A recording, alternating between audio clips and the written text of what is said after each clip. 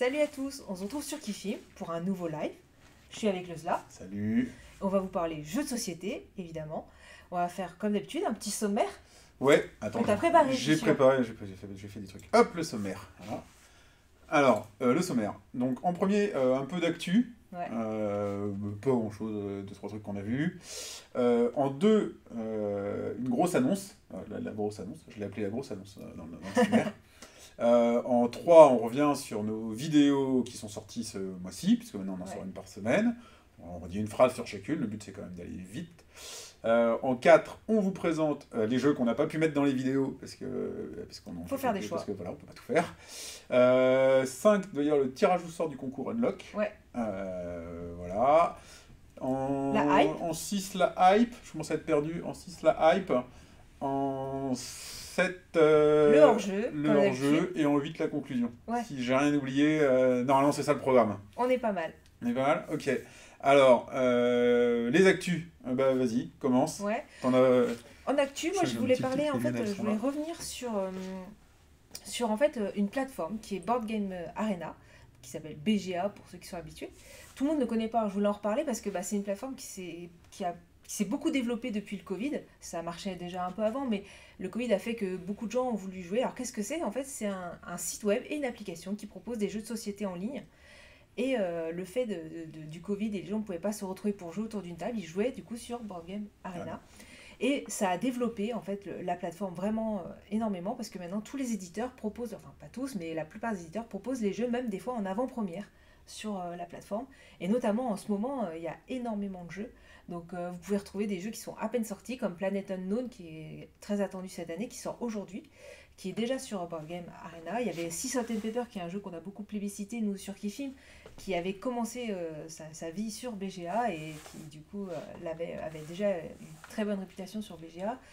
Même les extensions, ils sont aussi, et ça permet de découvrir le jeu, de voir si vous aimez, et après de voir, du coup, ça permet de tester même à plusieurs. Il y a Faraway, il y a Foremix, des jeux récents, il y a The Great Split, là, que j'ai pu tester dernièrement, il y a même les anciens, donc comme Wingspan, qui est des jeux qu'on aime beaucoup, plein de petits jeux. Il y a des jeux là, Dracula versus Van Helsing qui est pas encore sorti aussi, qui est déjà, et voilà. Donc franchement, si vous savez pas trop, vous avez envie de tester des jeux, essayez Board Game Arena.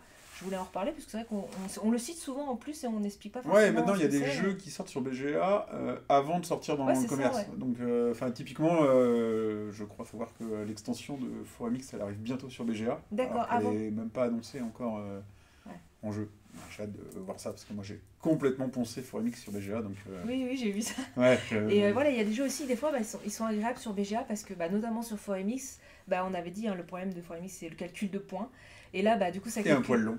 Voilà, et ça calcule le temps les points automatiquement. Il y a plein de jeux de ce type, ça fluidifie d'une certaine manière le jeu. Par contre, ça joue beaucoup, c'est dur de suivre le jeu des autres. Ouais, c'est ça.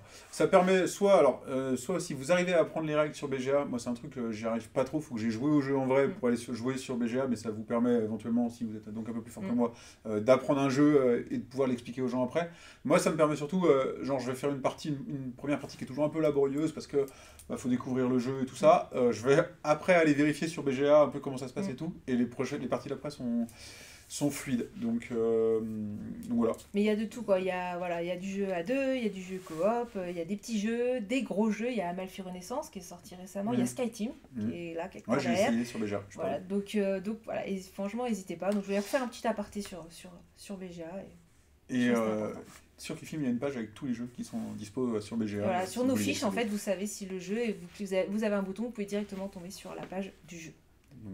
Donc voilà, ouais, moi j'ai... Alors, je repasse en mode actu. Alors j'ai noté quelques petites actus, je prends mes notes parce que je ne les ai pas prises par cœur. Alors, on a été annoncé un nouveau Living Forest Duel. Bon, ouais, donc un jeu 2 joueurs dans l'univers. Dès qu'un jeu marche bien, il y a la version jeu à cocher, la version D, la version donc duel. Ça commence pour Living Forest, la version Duel arrive. Voilà, l'extension Dark Nova. Elle sort la semaine prochaine. Elle sera chez moi. vendredi prochain. Ouais, bon, donc Monde Marin, ça s'appelle. Je sais qu'il y a déjà une ou deux reviews sur YouTube, mais c'est sorti. Je pense que vu le succès du jeu, on peut se permettre de l'annoncer. Quelques news autour de Wingspan aussi. J'en ai surtout, il y en a eu pas mal, mais j'en ai retenu deux. Nouvelle extension qui est annoncée pour Wingspan. Alors par contre, sortie fin 2024, début 2025. Sur quel continent? On ne sait pas. Ils se disent pas. Donc il y a encore un petit peu de temps. Par contre, sort maintenant, bientôt, là, le fan art. Donc c'est pas des nouvelles cartes, c'est des cartes déjà existantes, mais avec des illustrations faites par un concours de dessin qui a été organisé pour les fans, enfin auprès des fans, enfin bref. Il paraît que c'est très bien, il paraît que c'est super joli, et ça sort aussi en français. Donc voilà, si vous êtes vraiment fan de Wingspan, pas de nouvelles cartes, mais des nouvelles illus, ça sort. Et une petite news autour de SkyTeam. En fait, vu que ça me concerne et que je suis tombé dessus par hasard, je me dis tiens, je vais le dire. Il y a un défaut dans la fabrication du jeu de SkyTeam qui fait que c'est très compliqué de coller. Ils appellent ça j'ai oublié comment ils appellent ça. Un truc en plastique rond là, sur lequel on colle l'autocollant avion pour indiquer si l'axe est horizontal ou pas. Et en fait, c'est hyper dur de coller l'autocollant dessus sans faire des bulles d'air. Un peu comme quand tu mets les coques sur ton téléphone là. Et truc énervant. Voilà, et surtout que là en plus t'as un petit rebord, donc tu peux pas en fait le lisser. Et en fait du coup donc dans l'édition qui sort à partir de la deuxième édition qui sort à partir de janvier, ça sortira collé en usine pour que les gens aient pas de problème. Et si vous n'avez pas réussi à coller votre étiquette, ce qui est mon cas, et que vous avez des grosses bulles d'air moches, deuxième essai. Vous pouvez aller sur le site de BlackRock, onglet SAV, et demander à ce qu'ils vous la renvoient. Par contre ils ont dit que ça prendrait du temps, mais voilà, ils ont fait ça. Donc honnête. Voilà. Bah ouais. Alors juste à savoir, ils l'ont fait, ils ont annoncé qu'on pouvait demander la nouvelle pièce et tout, mais ils l'ont annoncé plus vite que ce qu'ils ont prévu leur distributeur. Oui. Donc je crois que notamment les gens au Canada, quand ils ont contacté le distributeur en mode on peut avoir la nouvelle pièce, on leur a dit non. Ouais. Donc bon, ça prend un peu de temps, donc soyez pas pressés, mais c'est faisable. Donc voilà, c'est tout ce que j'ai noté en actu. Mais on n'est pas du tout exhaustif sur ce sujet-là. Par contre, donc on a une grosse actu. L'actu de la chaîne. Attends, maintenant, on parle des actus de la chaîne. C'est même plus de l'actu de la chaîne. Hop, j'appelle ça la grosse annonce. La grosse annonce. Alors, vas-y, lance-toi. Vas-y. Ok, donc on a décidé d'organiser une game night. Donc une nuit du jeu, tout simplement. On n'avait pas validé le nom. Moi, je l'ai validé le nom. De toute façon, après, tu vas voir, je l'ai écrit. Donc, l'idée, c'est de rencontrer un petit peu, de vous rencontrer, en fait, comment on dit, les viewers, les followers de la chaîne.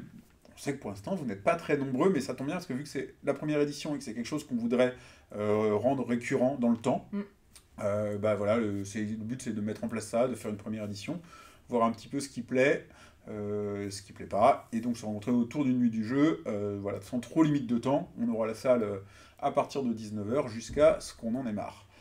Il y aura, donc, on aura la salle, mais on aura les salles, parce que 3 salles, 3 ambiances. Donc il y aura une salle jeu de société. Peut-être qu'on peut reparler général, parce qu'on dit une game night, mais en fait, on va une soirée, vous pourrez tous venir, mais sur inscription. Ouais, alors, mais est-ce que tu parles déjà de la suite ? Bah oui.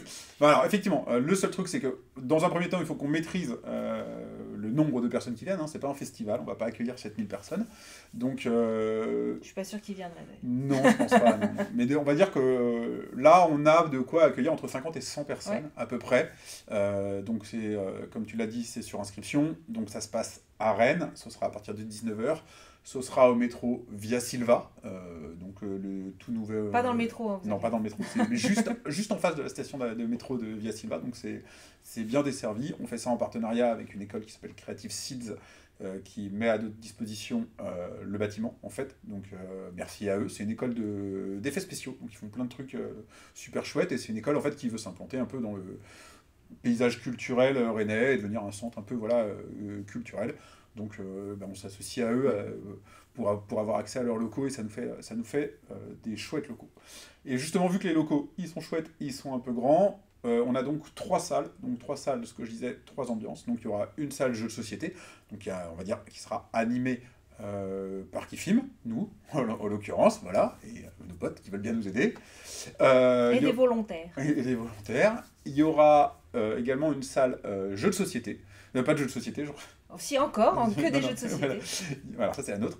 Il y aura une salle jeux de rôle, donc qui sera animée par des élèves de l'école d'effets spéciaux. Et donc là, alors je vais juste commencer à explorer le sujet avec eux, mais en gros, ils vont préparer des scénarios très courts et des personnages pour qu'en fait vous puissiez arriver et vous puissiez faire un jeu de rôle direct sans préparer les persos et en ayant le temps de finir les campagnes. Donc le but ça va être de jouer sur des parties de 45 minutes, 1 heure. Ça permet de découvrir en fait l'univers quoi. Et de faire un jeu de rôle sur une soirée, et puis de faire autre chose, de venir, de faire un jeu de société, de partir faire un jeu de rôle, c'est possible. Et dernier point, il y aura également une salle dédiée aux jeux de figurines. Alors là c'est un univers que moi je connais pas du tout, donc je sais pas exactement ce qu'il va y avoir, je crois qu'il y a du Warhammer, des trucs, il y aura des experts du sujet. C'est pareil, ça sera pas nous qui voilà, mais ça sera disponible. Là c'est des professeurs de l'école, des gens de l'école qui mettent ça en place. Donc on a ce truc là de 3 salles, 3 ambiances, donc au début nous on voulait faire une game night, jeu de société, c'est beaucoup plus large, on attaque un peu tous les univers, donc on est hyper content. Donc, comme le disait Cesterio, la seule petite règle pour l'instant, c'est qu'on veut maîtriser la jauge, donc c'est sur inscription.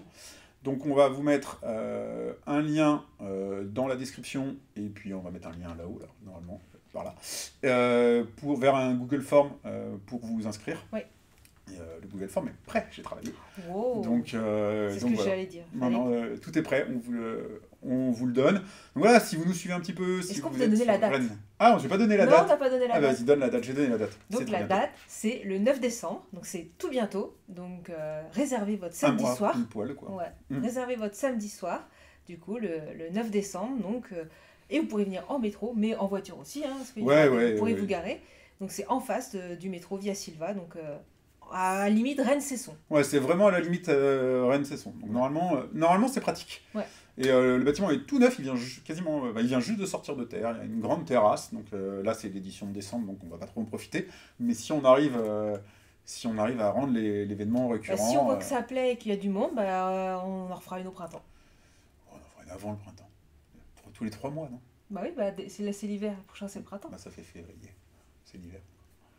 Bon, c'est pas très grave. Compté, toi. Décembre plus 3 mois, ça fait... Ouais, mars. Peu importe. Donc voilà, l'idée c'est de voir comment ça se passe, voir si vous répondez présent, combien de personnes on a, si ça marche. On aimerait vraiment que ça ait lieu tous les 3 mois. On aimerait, pareil, si ça marche, faire rentrer un petit peu l'écosystème, notamment rennais du jeu de société, c'est d'inviter des auteurs, des illustrateurs, des éditeurs bretons, pourquoi pas. Oui. On va voir, mais on va essayer de construire autour de ça. On a accès, donc là on n'a pas... mais peut-être des conférences, des choses comme ça, parce qu'on a cette possibilité-là. Donc voilà, c'est une première édition, on essaye de pas être... on n'est pas ambitieux, le but c'est pas d'être 12 000, le but c'est pas de faire plein de choses, c'est de tâter le terrain, et puis de lancer un peu cet événement-là, et de se rencontrer autour du jeu de société à Rennes, de façon régulière, mais pas trop locale. On essaye de trouver une place quelque part entre le festival du jeu de société de Rennes, qui existe, et qui est en février, qu'on vous conseille vachement, Rennes en jeu, et les assos qui sont souvent hebdomadaires ou mensuels. Voilà, on essaye de se trouver une petite place. Voilà, un petit entre deux, c'est-à-dire un peu plus qu'une soirée classique dans un bar à jeux, mais pas autant qu'un festival. Et je vous ai remis du coup là, la récap. Donc jeux de société, jeux de rôle, jeux de figurines, le 9 décembre, à partir de 19h, métro Via Silva. Alors j'ai mis à Rennes. Officiellement c'est à Cesson, mais bon, c'est à Rennes. Et c'est sur inscription, et les liens sont en bas, et en haut et en bas. Voilà, vous les retrouverez.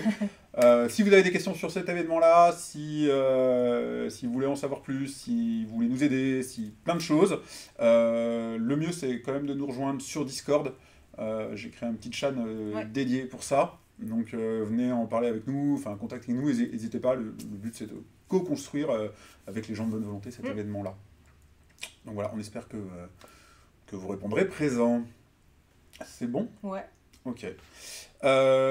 Ensuite, on a dit on va hyper vite, j'ai l'impression. Non. Ok.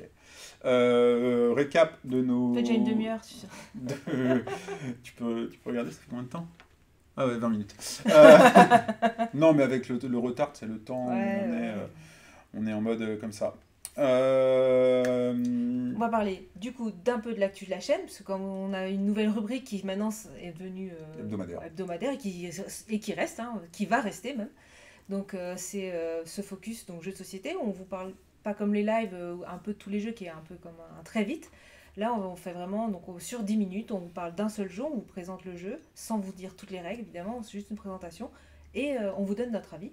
Donc ça, vous pouvez retrouver toutes les vidéos donc, sur la chaîne, mais du coup, dans ce live, on va juste refaire juste un petit récap de ce qui est sorti, de ce qui est sorti ce mois-ci. Ok, et ben tu commences? Ouais.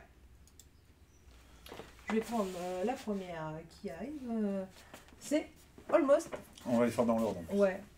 Innocent, qui est donc déjà disponible sur la chaîne, qui est un jeu de déduction coopératif, qui est vraiment coopératif pour le coup, parce que du coup on va avoir, comme à la manière d'un Cluedo, en fait on va devoir élucider un crime avec une arme, une victime, un mobile on va dire, et on va avoir ceux de son voisin de droite. Et donc en fait on va poser des questions, on va avoir un plateau central et on va devoir du coup poser des questions. Est-ce que mon crime se situe dans cette ligne? Est-ce que combien j'ai d'indices dans cette colonne? Et c'est notre voisin qui répond pour nous. Donc on va comme ça pouvoir se donner des questions, mais des fois la question on va plutôt la poser pour aider son voisin que pour s'aider soi-même. Et de tout ça on va faire élucider. Et il y a un mode évolutif avec des nouveaux modules qu'on va débloquer. Donc juste pour donner mon avis, moi c'est un jeu que j'aime beaucoup, je suis adepte des jeux de déduction. Celui-là j'aime vraiment son côté coopératif, parce que comparé à d'autres, ce que je disais déjà dans le focus, c'est que souvent c'est des solos qu'on joue à deux. Alors que là, il n'y a pas de solo. Là, c'est vraiment un coopératif. On s'aide les uns les autres. Et pas d'effet leader. Et pas d'effet leader. Donc, la partie évolutive est intéressante. Les graphismes sont très jolis. Ils ont fait une petite histoire. Alors oui, on n'est pas obligé de la lire, mais ça apporte quelque chose. Et puis, et ça plonge un peu dans le thème. Et moi, j'aime beaucoup. Et c'est le pouvoir moduler comme ça, choisir, attends, finalement, ça permet de renouveler le jeu, de développer d'autres modules. Après, voilà, il y a le module de base et vous pouvez jouer qu'avec celui-là, c'est totalement rejouable. Mais franchement, pour moi, c'est vraiment un jeu de déduction, une très bonne reco. Ouais, c'est une bonne surprise. Ouais. Moi, j'en attendais pas grand-chose, j'étais passé sous mon radar, et c'est vrai qu'on a fait quelques parties. Toi, t'es pas adepte en plus des jeux de déduction ouais, à la base. Mais ça marche bien, c'est accessible, il n'y a pas d'effet leader, donc effectivement, on vous le recommande, et puis on vous invite à regarder la vidéo. Là, il y aura le lien pour avoir plus d'informations sur Almost Innocent. Ok, on alterne. J'en fais un. Moi je vous parle de Far Away. Donc pareil, la vidéo est sortie il y a la semaine dernière, il me semble. C'est la dernière qui est sortie. Donc on est sur un tout petit jeu de Corentin Legras. Ça se joue en 10 minutes. Et en gros, c'est un petit jeu de pioche et de pose de cartes. Où en gros, il y a un petit twist, c'est que vous posez vos cartes. Forcément, vous créez une ligne de cartes devant vous. Vous les posez de gauche à droite. Mais par contre, au moment de compter les points, en fait, vous allez résoudre les cartes de droite à gauche. C'est-à-dire que les cartes de droite, si elles ont besoin de ressources pour gagner, elles ne les ont pas parce que les cartes de gauche n'ont pas encore été révélées. Donc d'ailleurs, le jeu vous recommande, quand vous comptez les points, de masquer toutes vos cartes. Et ça, c'est une bonne idée. Ouais, c'est une vraie bonne idée. De retourner la première carte à droite, et vous constatez bien que vous n'avez pas forcément de ressources puisque les autres cartes ne sont pas encore retournées. Vous avez par contre des petites cartes bonus en haut. Qui sont valables en permanence, qui eux sont visibles, et du coup vos dernières cartes elles peuvent fonctionner avec ces cartes là. Mais voilà, donc plus vous allez retourner vos cartes et revenir vers vos premières cartes, plus vous allez avoir de ressources, et donc plus vous allez potentiellement pouvoir scorer. Donc on fait un peu l'inverse de ce qu'on fait d'habitude, où d'habitude en gros on construit un peu notre moteur et puis à la fin on met des systèmes pour avoir des points.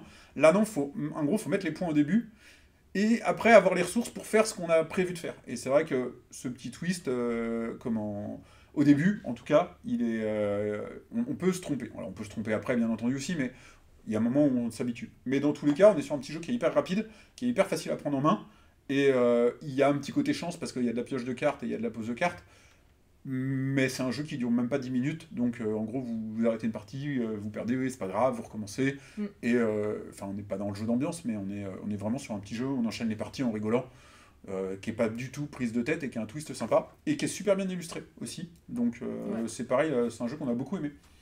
Ouais, c'est bien parce qu'il y a un peu de réflexion, c'est un petit casse-tête quand même, mais en mode dans un jeu rapide. Mais il nécessite quand même un peu de réflexion, mais il a l'avantage de se jouer très rapidement. Ouais, si vous voulez un truc là pour sortir en début de soirée ou entre deux gros jeux et tout, ça marche vraiment bien. Et en même temps très accessible en règle, quoi. Donc, et puis un prix abordable et tout, c'est une vraie chouette petite édition. Ouais. J'avoue que j'y ai joué un peu moins que ce à quoi je pensais. Moi j'y joue beaucoup sur BGA du coup. Alors, je suis tombé dans FoaMix, moi, donc oui. Mais bon, en tout cas, c'est une vraie petite surprise sympa. Donc pareil, on vous invite à regarder la vidéo par là. Et si vous voulez en savoir plus. Voilà. À toi. Tac, je te pousse. Et moi, je prends ça. Donc, je vais parler de Forêt Mixte, dont il parle depuis tout à l'heure. Alors, du coup, c'est un jeu de cartes, tout simplement, de combos de cartes. Et aux règles très très accessibles. Donc, à votre tour seulement, soit vous piochez 2 cartes, soit vous posez une des cartes. Les cartes, vous allez créer votre écosystème. Vous allez poser d'abord un arbre, et autour de cet arbre, vous avez des cartes qui sont en moitié-moitié, soit gauche-droite, soit au bas. Et vous allez les mettre autour de votre arbre pour essayer de faire des points. Donc il y a des fois, vous allez scorer en fonction du nombre d'oiseaux. Le loup, il va scorer si vous avez des cervidés, etc. Donc vous allez essayer d'obtenir comme ça cette meilleure main de cartes. On pioche. Il faut faire gaffe parce que quand on doit payer une carte, on laisse... Par exemple, si on veut mettre, je sais pas moi, le loup, par exemple, il lui demande 2 cartes. Les 2 cartes qu'on va défausser, on les défausse dans la clairière. Donc elles sont disponibles pour l'adversaire. Donc il faut surveiller ce que font les autres pour pas lui donner les cartes dont il a besoin. Mais c'est dur, moi j'arrive pas à moi en gros je fais mon jeu mais je suis pas l'adversaire. Mais voilà, en tout cas c'est un jeu, moi j'aime beaucoup. Comme tu disais c'est un peu long, même sur BGA. Oh, sur BGA ça va. Mais après... Faut pas jouer à 4 ou à 5 sur BGA, c'est l'enfer, je l'ai fait. Ne le faites pas. Mais voilà, moi c'est un petit jeu vraiment que... En plus il est très joli, j'aime bien les illustrations. Et il est plaisant à jouer. J'ai peur que ça soit redondant. Donc toi qui as fait beaucoup de parties, parce que c'est étonnant, je suis étonnée. Je suis pas rendu à 100 encore. Je suis étonnée que tu aies joué autant. Ouais, je tombais. Parce que j'ai l'impression de mettre la même stratégie en place à chaque fois. En fait, il a un défaut. Enfin, il a un défaut. Il a une combinaison de cartes qui est facile à remarquer et qui marche très bien, que sont les cervidés et les loups. Ouais. Et clairement, sur BGA, tu as l'impression... tout le monde tente cette stratégie-là, parce que c'est une stratégie qui marche très bien. Au bout de 100 parties, franchement, je pense que la moitié des parties, elles sont gagnées avec cette stratégie-là, donc c'est vrai que c'est un peu dommage. Mais il y a un petit plaisir aussi d'être capable de se dire, en fait, je vais essayer de gagner en faisant autre chose. Voilà, vous allez perdre, mais des fois, vous allez réussir à gagner. J'ai quand même réussi des fois à gagner en ne faisant que des arbres, quasiment rien d'autre que des arbres, ou en faisant des chauves-souris. Enfin, il y a quand même d'autres stratégies à gagner. C'est vrai qu'elles ne sont pas toujours aussi fortes que celle-là. Faut l'essayer, du coup, vous allez perdre. Mais, vous allez perdre pour essayer d'autres stratégies. Ouais, voilà, c'est ça. Mais ça fait partie du plaisir du jeu. Si vous jouez à 2, on va dire que cette stratégie-là, elle devient très très forte, et puis c'est celui qui va piocher le plus de ces cartes-là qui va gagner. Après, si vous jouez à 3 ou à 4, alors moi je trouve que le jeu est long à 4, donc je trouve que vraiment je vous le recommande à 3, c'est là qu'il y a le moins de hasard. Et là vraiment, vous avez une vraie réflexion de quelle carte je laisse filer, parce que vous arrivez à surveiller le jeu des 2 joueurs, et les cerfs et tout, ils se répartissent. Donc les oiseaux aussi, moi je trouve, à chaque fois que je joue les oiseaux marchent bien. C'est assez fort. Les reptiles marchent très très bien aussi. Les reptiles, et l'autre fois j'ai joué avec Akmen, qui finalement avait une carte de cerf mais qui scorait en fonction de d'une icône. Et en fait elle a mis cette icône partout et en une carte elle a fait. Alors le problème c'est que tu peux pas comboter. Moi je le fais, mais je le fais comme une stratégie B si tu veux. Donc, mais moi justement c'est ce que j'essaie de faire, parce que dans les parties à 3 joueurs en fait les cerfs ils ont quand même tendance à se répartir sur les joueurs, parce qu'il y en a beaucoup. Et du coup il faut en fait celui qui va gagner c'est celui qui fait la stratégie cerf, mais qui a quelque chose de bien qui marche derrière, les reptiles, les oiseaux ou un truc comme ça. Donc je suis pas lassé, hein. Donc, mais comme je le disais en intro, je sais qu'ils travaillent sur l'extension, et clairement j'espère qu'ils vont quand même réussir à contrecarrer un petit peu cet aspect cervidé loup, parce que tout le monde fait ça. Et c'est toi que tu sois pas lassé déjà. Mais en tout cas, ça correspond vachement au genre de jeu que j'aime bien, qu'on avait cité, qu'on a cité dans la vidéo de présentation. C'est dynamique, c'est-à-dire que franchement, on n'attend pas. Même si pourtant l'autre, il doit réfléchir à son tour, mais globalement, ça reste fluide, vu qu'à son tour, finalement, on a soit en pause, soit en pioche. Les règles, il n'y a pas plus simple, quoi. Et pourtant, on a un jeu quand même de réflexion. Pour gagner, astuce, faut pas piocher. Faut que vous ayez des cartes qui tombent tout seuls. Bon. Donc voilà, enfin moi, j'ai beaucoup joué. Et j'ai beaucoup joué depuis qu'on a fait la vidéo, donc mon avis a un petit peu évolué. Ça dure 22 minutes, je crois qu'ils disent sur BGA à 3 ou 24, un truc comme ça, donc c'est vraiment bien. C'est vrai qu'en vrai, ça va plutôt être 45 minutes. Donc voilà. Mais même en vrai, moi je l'avais pas acheté quand on avait fait la vidéo, depuis je l'ai acheté parce que c'est mon exemplaire. Et je vous le recommande vachement. Un vrai petit coup de cœur. Du coup, on a fait beaucoup, on a dit beaucoup de choses, mais vous avez quand même le focus, si vous voulez avoir encore C'est vrai qu'on en a presque parlé aussi longtemps que le focus. Là. Mais si vous voulez plus d'informations, on a le focus dédié. Mais parce que des fois, notre avis évolue, on a le temps de rejouer aussi. On l'a présenté il y a un mois, on a enregistré l'émission il y a un mois. D'ailleurs, tu vas parler d'un jeu dont on a parlé déjà le mois d'avant dans le live. Ouais, et dans donc la là, vidéo... on va faire court. Et on va faire très très court, parce qu'en plus, le focus, c'est pas sorti. Là, alors, il sort demain, donc si vous regardez le live, c'est demain. Si vous regardez pas le live, il est sorti ce week-end. Et donc c'est Dorf Romantique. Donc Dorf Romantique, c'est un jeu de pose de tuiles coopératif où il faut faire un joli petit village, très paisible, en atteignant, en fait, on va avoir des objectifs qui sortent, comme faire un village de 6 tuiles, faire une rivière de 4 longueurs de tuiles, voilà, et puis faire que les bordures des tuiles soient bien en adéquation, voilà, des petits objectifs parallèles, et puis c'est tout. C'est un jeu où vous ne gagnez pas, vous ne perdez pas, vous marquez juste plus ou moins de points, et plus vous allez faire de points, plus vous allez avancer vite dans la campagne. Mais en soi, si vous ne mettez pas beaucoup de points, vous allez juste faire la campagne lentement. Donc c'est pour ça qu'il mérite bien son nom de Dorf romantique, de calme. Donc Dorf, c'est le village, donc le village romantique. Et donc voilà, ça marche hyper bien. Moi, je fais la campagne notamment avec mes filles qui ont 10 ans.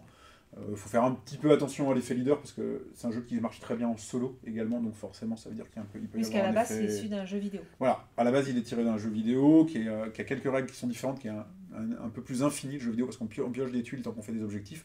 Là, vu que forcément il y a du matériel dans la boîte, il y a un moment où les tuiles elles s'épuisent, mais sinon il respecte hyper bien l'ambiance et le mood du jeu vidéo. Donc, en tout cas, si vous connaissez le jeu vidéo, vous pouvez foncer sur le jeu de société, et d'ailleurs, vice versa. Si vous aimez bien les coops, si vous aimez bien les jeux de tuiles, si vous avez une sorte de Carcassonne collaboratif et cool, moi je vous le recommande vachement. Tu n'y as pas beaucoup joué, tu es un peu moins accroché. Non, moi c'est sympa, mais de là à en faire le jeu de l'année, je sais pas. Ouais, je sais pas si j'en aurais fait le jeu de l'année non plus. Parce qu'il a eu le prix du Spiel des Jahres, qui est le prix le plus réputé pour répéter ce qu'on a déjà dit. Je pense que c'est notamment parce qu'il colle tellement bien au jeu vidéo. Ouais. Le jeu vidéo, c'est un sympa, gros succès aussi. Mais oui, voilà. Je pense que c'est son côté coopératif et le mode évolutif avec les modules qui fait que ça l'a propulsé un peu, mais... Ouais. Bon bah moi j'ai ma campagne qui est en cours, enfin j'ai plusieurs campagnes en cours. Alors ils ont fait un truc qui est pas mal parce que typiquement dans un Zombie Kid ou dans plein d'autres jeux de campagne, tu peux faire une campagne qu'une fois avec les mêmes personnes et tu peux pas en faire en parallèle. Et là il y a des stickers, c'est vraiment...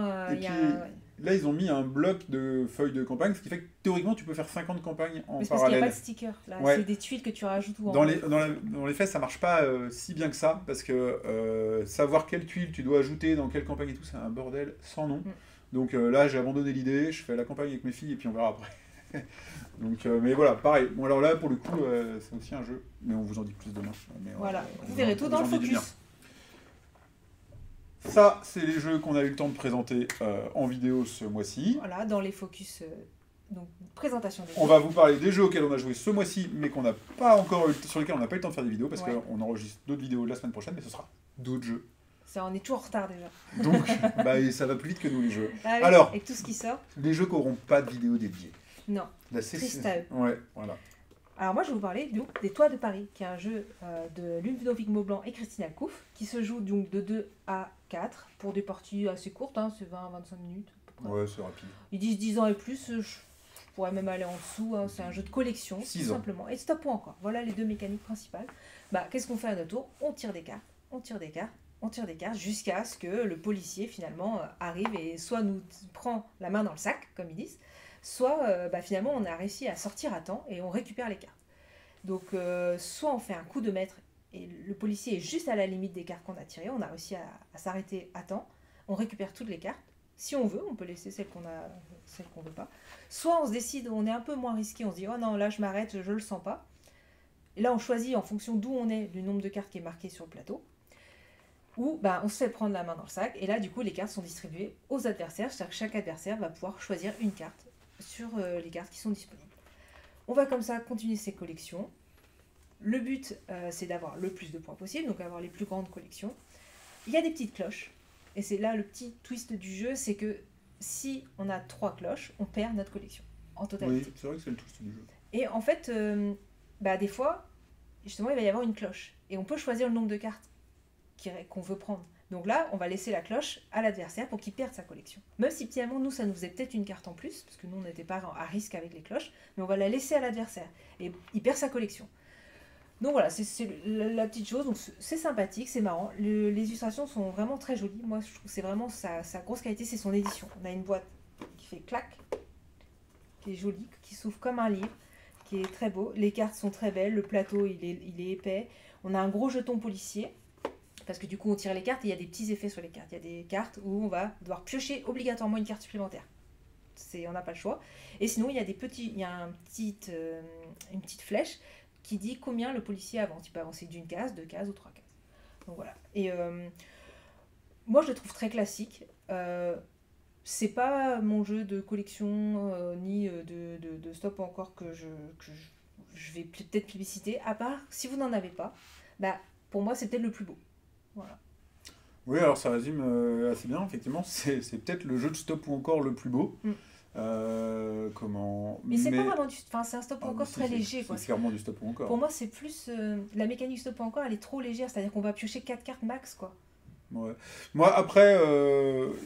En fait, en dehors de son aspect graphique, le problème c'est qu'il arrive beaucoup trop tard. Ce jeu, c'est un jeu qui aurait peut-être super bien marché il y a quelques années, mais qui aujourd'hui n'apporte pour moi rien. C'est-à-dire que clairement, donc là, quand on l'a testé, ils mettent à partir de 10 ans sur la boîte. Moi, mes filles à 6 ans, elles jouaient à Captain Carcass, qui est un jeu de stop ou encore, et qui est vachement plus intéressant que ça en fait. Enfin, je suis désolé, mais c'est très bien édité et tout. Il y a, ok, dans le mécanisme de comptage de points, il y a un petit twist, mais ça révolutionne rien. Et du coup, j'ai pas envie d'y rejouer. Demain, tu me dis, il faut à tout prix faire un stop ou encore, je ressors un Captain Carcass, parce qu'avec un Captain Carcass, on va rigoler, il y a des cartes qui ont des effets, machin et tout. Et puis, je pense que ça fait vraiment pour rentrer dans le monde du jeu. L'édition ne fait pas tout, quoi. Côté un peu familial, voilà, pour faire découvrir quelqu'un, il n'y a, pas de règle, tu peux jouer pour la personne, tu lui tires les cartes. Ah bah non, tu devrais t'arrêter, hop, elle fait sa collection, en fait, tu peux jouer pour la personne, pour lui faire découvrir un peu avec des jolies cartes. Ouais, mais bon... En fait, à la limite, c'est un super beau jeu si vous voulez l'offrir à quelqu'un qui n'est pas un habitué. Qui n'a pas beaucoup de jeux. Voilà, mais c'est un bel objet, mais je suis désolé, ça fait pas un jeu. Donc... Ça reste un jeu agréable, en fait, trop classique. Et voilà, c'est juste ça. C'est juste que, en fait, voilà, nous, en tant que joueurs, c'est des mécanismes qu'on a déjà vus. Quand on n'en a pas, aujourd'hui, on va dans un magasin, on voit ce type de jeu familial, pourquoi pas. Pour l'offrir à votre nièce qui n'a pas de jeu de société, c'est un super choix. Mais auprès d'un public de joueurs, moi, c'est pas un jeu qui sort. Ouais, tout à fait. Ok, on est d'accord. Alors, on le repose. À moi. Par quoi je commence? Waterfall. Ah ouais, on dit du mal comme ça d'affilée. Alors, je vais vous parler de Waterfall Park, qui a une très belle couverture aussi. Bon, jolie illustration. Donc c'est un jeu de Karsten Hartwig. Alors j'ai pas noté ce qu'il avait fait. Le jeu existait avant sous le nom d'une ville chinoise dont j'ai oublié le nom. C'est pas très grave. Donc dans Waterfall Park, en fait, vous allez en gros vous battre pour construire un parc d'attractions et donc faire que vos attractions soient côte à côte pour atteindre vos objectifs. Alors, ça n'a aucun sens thématiquement. Aucun. Mais voilà. Donc en gros, vous avez un grand plateau qui représente un parc d'attractions. Il va falloir que vous réserviez vous allez tirer au sort des emplacements dans ce parc d'attractions. Et dans ces emplacements, vous allez vouloir venir mettre vos attractions. Mais il faut que vos attractions, elles soient côte à côte selon leur style. Genre, tous les cinémas, ils sont ensemble, tous les manèges sont ensemble, etc. Donc en fait, vous piochez au sort des attractions, vous piochez des emplacements, vous placez tout ça, et après, vous avez... En fait, c'est un gros jeu de négociation. Il n'y a qu'un seul mécanisme dans ce jeu, c'est la négociation. C'est-à-dire qu'une fois que vous avez mis vos emplacements, que vous montrez à vos adversaires quelles attractions vous avez déjà et en gros qu'est-ce qui pourrait vous manquer, qu'est-ce que vous avez en trop, vous allez commencer à négocier. Je te donne ça, si tu me donnes ça, je te donne cet emplacement-là, mais tu me donnes cette attraction-là, je te donne ces 2 emplacements-là contre ces 2 emplacements-là. Vous pouvez tout négocier, tout ce que vous voulez. S'il y en a 2 qui négocient, que vous êtes le 3e larron, vous avez le droit de venir dire moi je paye plus, moi je paye moins, moi je te donne ça pour que tu lui donnes pas ça. Voilà, tous les coups globalement sont permis, c'est un pur jeu de négociation. Ouais. Et voilà, donc une fois que la phase de négociation est terminée, vous placez vos bâtiments en fonction de ce que vous avez négocié, et vous recommencez une nouvelle manche en tirant de nouvelles cartes et de nouveaux bâtiments, jusqu'à, c'est un nombre de tours donné, et qui met fin à la partie, et on compte les points. Alors, qu'est-ce que j'en pense? Les points, déjà, on peut dire justement à quoi ça sert, c'est-à-dire qu'en fait, le but c'est de faire des collections, on récupère les tuiles, parce qu'en fait, justement, son attraction, si on arrive à avoir par exemple 5 tuiles de cette attraction, elle fera plus de points. Si elle est finie aussi, parce qu'il y a des attractions, elles font que 3. Donc quand elle est finie, elle vaut plus de points quand elle fait 3. Ouais, c'est ça. Et voilà, mais en fait, il y a un scoring quand elles sont finies et quand elles sont pas finies. Et il y en a qui vont de 3 à 5 tuiles. Et voilà, donc c'est pour ça qu'on va négocier pour essayer d'avoir celles à 5 tuiles qui vont scorer plus de points. C'est ça. C'est ça. Et puis vous allez essayer de le faire le plus rapidement possible, vos attractions complètes, parce que vu qu'à chaque fin de manche, vous scorez, ça peut être un peu exponentiel. Si dès le début de partie, vous faites une attraction qui va vous ramener 12 points et que vous la tenez sur 5-6 manches, vous prenez un nombre de points d'avance relativement considérable. Ouais. Donc voilà. L'idée n'est pas mauvaise. de ce jeu. Ça peut marcher, ça va beaucoup dépendre de votre public. Parce que voilà, si vous avez des gens avec qui la négociation, ça marche, qui rentrent dans le jeu et qui mettent une certaine ambiance autour du voilà, jeu. Il faut qu'il y ait un peu un maître du... Enfin, voilà, une émulation. Il faut qu'il y ait une émulsion là qui se fasse au niveau des gens, ça peut marcher. Si vous êtes avec des gens qui sont timides, amorphes, je sais pas, clairement ça va faire un gros four. Si personne ne négocie rien et tout le monde joue juste avec ses tuiles, le jeu n'a strictement aucun intérêt parce qu'il n'y a rien d'autre que cette étape de négociation. Donc déjà, il faut savoir si c'est le genre de jeu auquel vous allez jouer et avec qui. Donc la question, déjà là, elle se pose. Ça, c'est un peu le premier problème. Le deuxième problème de jeu, je vais essayer de l'ouvrir et de ne pas tout faire tomber. Et alors ça me fout hors de moi. Littéralement. Alors vous avez un plateau de jeu. C'est la partie écologique. Oh là là. La partie écologique de cette émission. Le plateau de jeu, il est plutôt grand, il est plutôt chouette, il est plutôt bien pensé. Donc il est plein de petits trous dans lesquels vous venez mettre les petites pièces de emplacements que vous réservez. Et ça tient, si je ne le mets pas trop vertical. Donc plateau de jeu, pas trop à dire. Mais vous avez commencé à remarquer qu'il y avait des pièces en plastique pour... Voilà, t'as pas tout mis dans le même sens là, si ? Bon, voilà. Et on met après nos petites tuiles pour faire nos petites attractions avec nos numéros d'emplacement. Donc déjà, tiens, cadeau. Il y a pas mal de pièces en plastique, comme ça. Mais ils ont eu la bonne idée, les pièces en plastique, de les ranger sur des pièces en plastique. Celles-là, là, qui ne servent à rien du tout. Bah si, ça tient. Non, ça sert à rien. Comment ça tient ? Tu les mets dans un petit bol, c'est pareil. Donc ça sert à que dalle. À prendre plein de place dans la boîte. Boîte dans laquelle ils ont mis quoi ? Des gros rangements en plastique qui servent à que dalle. Donc, qu'est-ce qu'on a dans ce jeu ? Déjà, on a pas mal de vide, et puis on a que du plastoc. Du plastoc. Alors qu'au final, vous avez une pioche de cartes, 50 tuiles en carton, et des petits jetons pour faire la monnaie, quoi. Et en plus, ça tombe. Et voilà. Et puis, c'est tout. Donc, qu'est-ce que c'est que cette édition ? Je veux dire, c'est pas possible de sortir ça maintenant. C'est pas éco-friendly, ça ? Mais non, mais en fait, c'est même pas l'aspect qu'il y a du plastique. Vous avez le droit de vous dire « Ah, on s'en fout qu'il y ait un peu de plastique dans un jeu comparé à l'état du monde en général. » Si vous voulez, c'est votre problème.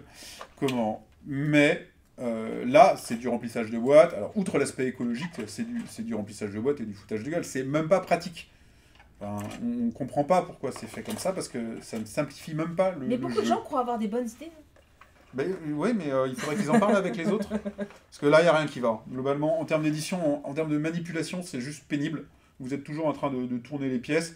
Ça, pour que ça tienne sur le carton, ça paraît être une super bonne idée au début. Mais au final, quand tu dois en déplacer un, parce que tu l'as négocié avec contre ton adversaire et tout, c'est pénible aussi. Moi, j'ai pas de plaisir à jouer à ce jeu. Déjà, parce que j'ouvre le matos et j'ai envie de mettre un coup de boule à quelqu'un, quoi. Pour moi, c'est red flag. Donc voilà. Donc ça fait que... Alors, des problèmes de jeu, donc thématiquement, ça n'a aucun sens. Personne ne construit un parc d'attractions comme ça. T'as pas mis les cartes dedans. Non, parce que ça, c'est juste pour quand tu joues. Sinon, c'est juste pour mettre comme ça par-dessus, mais vu que ça ne tient pas, c'est pas grave. Donc c'est pareil, ça ne sert à rien. Donc voilà, au final, on a un jeu... C'est assez rigolo, je trouve, de sortir un jeu où le mécanisme unique est la négociation et le discours, et l'échange entre les joueurs et le mécanisme unique. On sait très bien qu'on va pas pouvoir y jouer avec tout le monde, on sait qu'il y a des gens avec qui ça va marcher et des gens avec qui ça va pas marcher. Je pense à un petit meurtre et fait divers ou un petit meurtre et fait divers au tribunal. C'est des jeux, n'y jouez pas avec tout le monde, mais si vous avez les bons joueurs, c'est du théâtre, c'est génial, qu'est-ce que vous allez vous marrer. Ça pourrait être pareil dans Waterfall Park, sauf qu'à côté de ça, vous avez un thème qui tient pas du tout la route, au contraire d'un petit meurtre et fait divers. Vous avez du matos en plastoc qui sert à que dalle, alors que en fait, faites un petit meurtre et fait divers, et c'est mieux, quoi. Alors c'est pas le même jeu, mais c'est un jeu de relation, c'est un jeu d'échange, un jeu comme ça où on essaie un peu de se chercher. Voilà, là, pour moi, il y a de la surédition, il y a un choix. Le jeu d'origine, donc puisque c'est une réédition, c'était prendre le contrôle d'une ville chinoise avec la mafia, machin et tout. Thématiquement, ça collait. Et quand on joue à ça, on a envie de faire ça. On a envie de se dire, je prends le contrôle de tel ou tel truc. Mais dans un parc d'attractions, ils ont fait ça pour le vendre à des enfants, je pense. Et en fait, ça tient pas la route une seule seconde. Donc voilà, mon point de vue, c'est une déception. Et pour celui-là, je dirais, n'y allez pas. Moi, je dirais pas c'est une déception, parce que j'en entendais pas grand-chose. Ah oui, dans ce cas, on peut dire ça. Mais j'en attendais rien, j'ai quand même été déçu. Donc, j'ai pas été déçu. Moi, j'ai apprécié. J'ai fait qu'une partie, voilà. Mais j'ai apprécié ma partie. c'est pas le jeu que je me suis dit j'ai envie d'en refaire une tout de suite. Après, à la soirée jeu, il y sera. Mais si franchement on me dit est-ce que de découvrir le jeu, ça me gênerait pas d'en refaire une autre. C'est pas le jeu que je vais enchaîner, évidemment. Comme tu dis, il a beaucoup de défauts. Après, c'est sympathique à faire une fois comme ça pour découvrir le jeu de négociation, pour des jeux où on n'a pas besoin de se mettre beaucoup, mais voilà, c'est sûr, moi non plus, c'est pas le jeu que je vais acquérir. Avec une bouteille de tequila. C'est pas le jeu que je vais acquérir non plus, mais j'ai apprécié ma partie et je serais pas contre d'en faire une autre. Moi, j'ai pas très envie. Bah oui, je sais, déjà, on a été... déjà, il a fallu que tu me forces pour en faire une autre, donc... Ouais, bon, voilà. Passons à un autre, alors. Comme quoi, on n'aime pas tous les jeux. Passons à un autre. C'est à toi ? Ouais. Vas-y. Vas-y, continue. Non, vas-y. Vas-y, je sais plus du coup, qu'est-ce que je dois dire, moi. Je sais plus de quoi je parle. Ça. Voilà, ça. Alors ça a été très critiqué, ça, aussi. Ça n'a plu à personne. Ça n'a plu à personne, sauf à moi, a priori. Donc je vais expliquer ce que c'est. Donc c'est... Alors ton but, c'est de me le vendre, sachant que tout le monde en a dit du mal et que j'aime pas les jeux à licence. Allez, vas-y. Je vais avoir du mal. Je t'attends. Apparemment, à part en le faisant essayer. Donc ça s'appelle L'étrange Noël de Monsieur Jack. Donc c'est dans l'univers de L'étrange Noël de Monsieur Jack de Tim Burton. Voilà, ce qu'il faut préciser. Devenez le roi des festivités, donc c'est pas le seul jeu dans cette licence. Hein. Donc c'est un jeu, bon, il n'y a pas d'auteur du coup, c'est un jeu de commande, hein, donc ça se joue de 2 à 6 à partir de 10 ans pour des parties de 30-45 minutes. Et qui c'est qui l'a réalisé du coup ? Comment ça ? Il n'y a pas du tout d'auteur. Il n'y a même pas un studio, il n'y a rien du tout. Il y a marqué un jeu de créatif de Will Foster, Alex Foster, Eric Foster et Michel Adam. La famille Foster. Des illustrations, c'est marqué Laetitia Lagache et Mathieu Lidon. Ok, d'accord. Donc, alors, bon, déjà, moi, c'est pas un univers j'ai vu qu'une fois. Enfin, moi, la licence, je m'en fiche un peu. Peu importe la licence, en fait, l'illustration, c'était sympa. Peu importe la licence, mais pour moi, en général, c'est mauvais signe, parce que ça veut dire que c'est un produit commercial, mais... Ouais. Donc 2 choses dans ce jeu, 2 principales mécaniques. C'est déjà, c'est un jeu asymétrique. Qu'est-ce que ça veut dire un jeu asymétrique ? C'est que chacun va avoir un personnage qui va jouer différemment des autres. Première chose. Jusque-là, d'accord. Et donc, déjà pour moi, ça c'est quelque chose qui est hyper important dans ce jeu. Et je trouve que le travail, en tout cas, c'est pas un jeu juste à licence, quoi. Il y a eu un travail quand même sur le jeu pour essayer d'avoir des personnages qui ont un rôle qui correspond un peu à son personnage.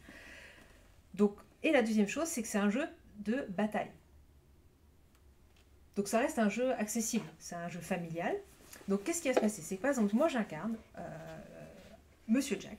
Je vais avoir des cartes qui vont de 1 à 10, classiques. Elles ont rien. Et je vais avoir des cartes qui vont aussi de 1 à 10, mais ça dépend des personnages. Il y a des personnages qui n'ont pas la carte 10, etc. Mais qui ont des petits pouvoirs. Donc on va avoir des lieux. Alors moi j'ai joué à 2. Donc à 6, en fait, ce qui se passe, c'est qu'il va y avoir 3 lieux. Il y a un lieu entre chaque personne. On va se battre à la manière d'une bataille pour obtenir ce lieu. Ouais. Et il y a un lieu central où tout le monde va se battre pour ce lieu. Donc à 2 c'est différent parce qu'on se bat tous les 2 pour les 3 lieux. Donc déjà la sensation de jeu elle va être différente à plusieurs. Qu'est-ce qui va se passer ? C'est que on joue une carte à l'aveugle et les autres visibles. Donc on va choisir où on joue à l'aveugle et où on joue visible. Il y a quand même un petit côté tactique à mettre en place. En disant là je la joue cachée, là je la joue visible. Donc les autres vont pouvoir jouer du coup en fonction de ce que j'ai joué. Mais il va y avoir des petites subtilités de règles, parce que justement, si moi j'ai mis un pouvoir, donc ça, par exemple ça va être de... Donc, il y a des personnages, il y en a 6 dedans, parce qu'on peut jouer à 6. Il y a des personnages qui sont plus Noël, et il y a des personnages qui sont plus Halloween. Okay. Et il y a des lieux qui vont donner des jetons Halloween, des lieux qui vont plus donner des jetons Noël. À la fin, on va compter le nombre de jetons qu'on a, et suivant notre personnage, les points Halloween feront qu'un point, ou nos points Noël feront 3 points. Donc le sens du jeton a un intérêt. Et dans chaque lieu, du coup, des fois, on va pouvoir modifier en fonction de nos pouvoirs les jetons. Donc par exemple, là, il y a beaucoup de jetons Halloween. Moi, j'ai une bonne carte. Mon voisin, en fait, il veut les jetons Halloween. En fait, ce que je vais faire, c'est que je vais utiliser un de mes pouvoirs pour les transformer en jetons de Noël. Donc soit j'arrive à récupérer le lieu, et tant mieux pour moi, parce que c'est du Noël. Soit finalement, il les récupère, mais du coup, il fera moins de points parce que je les ai transformés en Noël. Donc il y a quand même pas mal de petites subtilités de jeu. Mais en mode très accessible, c'est une bataille. On prend une carte, on la pose et on essaie de voir qui a gagné le lieu. Mais chaque personnage est marrant. Il y a le personnage de Oggy où c'est un dé énorme. Je ne sais pas si on peut le montrer, mais... Donc le dé, il est énorme. Et en fait, lui, il va avoir de la chance. Donc... La boîte, elle est serrée. Alors, pour ceux qui écouteront le podcast, ce moment va être fantastique. Ouais, c'est beau. Alors par contre, c'est une boîte pleine de vide. Oh, chouette, un nouvel argument. Voilà. Donc, en fait, il n'y a que le centre où il y a des choses. Moi, je deviens très dur avec les boîtes vides et les boîtes en plastique. Je suis d'accord. Et donc, on a des beaux dés. Tac. En plastique. Donc, des beaux dés. Et donc, voilà, ce personnage-là, en fait, bah, à la fin de son tour, il va pouvoir lancer le dé pour augmenter une de ses cartes. J'avoue que ça donne envie de les lancer. Ouais. Et en fait, il va pouvoir augmenter... Alors, ce personnage, on sait qu'il forcément, il amène de la chance. Mais c'est pas grave, du coup, tu peux le donner à un enfant, qui, lui, ça va lui faire régler. Il y a des personnages qui sont un peu plus durs. Il y en a un, il gère des expériences. Il est un peu plus complexe à maîtriser. Donc, je trouve qu'il y a vraiment un travail sur cette asymétrie qui a été faite. Et moi, j'ai vraiment trouvé... Enfin, en fait, moi, j'ai pris plaisir à y jouer. Donc, j'ai pas réussi pour... On n'a pas trouvé le temps, parce que j'aurais voulu, justement, que tu essayes pour que soit tu dises, non, c'était horrible. Mais je trouve que la critique a Et été... aussi pour ne pas qu'il soit joué que à deux. Ouais, c'est ça. Et du coup, voilà, il y a beaucoup de jeux aujourd'hui, il faut faire des choix. Moi, il y a des jeux bah, voilà, que j'ai peut-être moins aimés. Enfin, c'est ça aussi, hein, on aime tous des jeux différents. Moi, je trouve que la critique a été un peu dure envers ce jeu. Il y a d'autres jeux où ça a été encensé et moi, j'ai pas aimé. Bon, bah voilà. Dans le parc, il y a des gens qui en ont dit du bien. Hein. Ouais, voilà. Non, mais voilà, Dorf Romantique, il a eu un prix. Moi, c'est quelque chose qui me passe un peu, finalement un peu au travers, quoi. Bon, ce jeu-là, je vais pas te dire qu'il aurait eu le prix non plus, hein. Mais par contre, il est agréable à jouer, il est marrant, c'est un petit jeu dynamique familial. On pose nos cartes en jeu de bataille, mais avec une asymétrie. C'est un aspect intéressant, un petit peu comme les Toits de Paris, finalement, où on tombe aussi peut-être sur des jeux, sur des jeux qui ne visent pas les joueurs. C'est-à-dire que là, tu es là pour quelqu'un qui rentre dans une boutique ludique, qui voit 12 000 jeux dont il n'a jamais entendu parler, ouais, mais un jeu et qui veut offrir un jeu de Noël. Ouais, non mais oui, non, mais j'entends les arguments. Ouais, mais là, il a une originalité que l'autre n'a pas. Tu vois, par exemple, moi, j'ai beaucoup joué à Villainous, mais Villainous, il est dur. Honnêtement, on ne peut pas le jouer à faire à des enfants. Franchement, chaque rôle, il est difficile à maîtriser, etc. Là, on peut y faire jouer facilement tout le monde pour faire découvrir justement l'asymétrie du jeu. Mais on est là, on est dans un jeu, pour moi, qui est là pour viser un public qui n'est clairement pas moi en tout cas, oui. de gens qui connaissent pas Villainous, pour qui l'argument c'est une licence, c'est aussi un gage de qualité parce qu'ils se disent ah bah c'est un univers que je connais, que j'aime bien, donc il y a une sorte de confort à tomber là-dedans. Mais il y a des jeux, tu vois, je pense qu'il y a juste une licence qui a été tapée. Là, je trouve qu'il y a eu un travail quand même sur le jeu. Ça, enfin Disney, tu vois, ils l'ont prouvé plusieurs fois, notamment avec Villainous. Il y a certains Marvel qui sont pas mauvais également. Ils arrivent à faire des bons jeux à licence. Moi, c'est plutôt quelque chose de négatif, juste parce que je préfère acheter quelqu'un qui a fait quelque chose d'original que de redonner des sous à Marvel. Mais en soi, je comprends quelqu'un qui rentre dans une boutique, qui veuille, toujours pareil, un peu comme les Toits de Paris, découvrir le jeu de société, qui aime bien avoir un univers graphique sympa, qu'il connaît, rassurant, et avec un jeu qui va être facile à prendre en main. J'entends les arguments. Mais c'est sûr, c'est pas fait pour des joueurs. Dans ce cas, c'est pas à nous de le critiquer, quoi. Ça dépend à qui c'est son public. Donc là, c'est un public familial. Mais franchement, il a une originalité, je trouve, que moi, j'ai pas vu dans d'autres jeux. Voilà. Peut-être que je le testerai un jour. Mais oui, il faut tester. Il faut se faire son avis. Il faut tester les 12 000 jeux qu'il y a à tester aussi. Et ouais. Ok. Alors, est-ce qu'on dit du bien? On va dire à peu près du bien. Pas trop, quand même. Non, on va parler d'un jeu dont je ne sais pas quoi dire. On va parler de Biotop.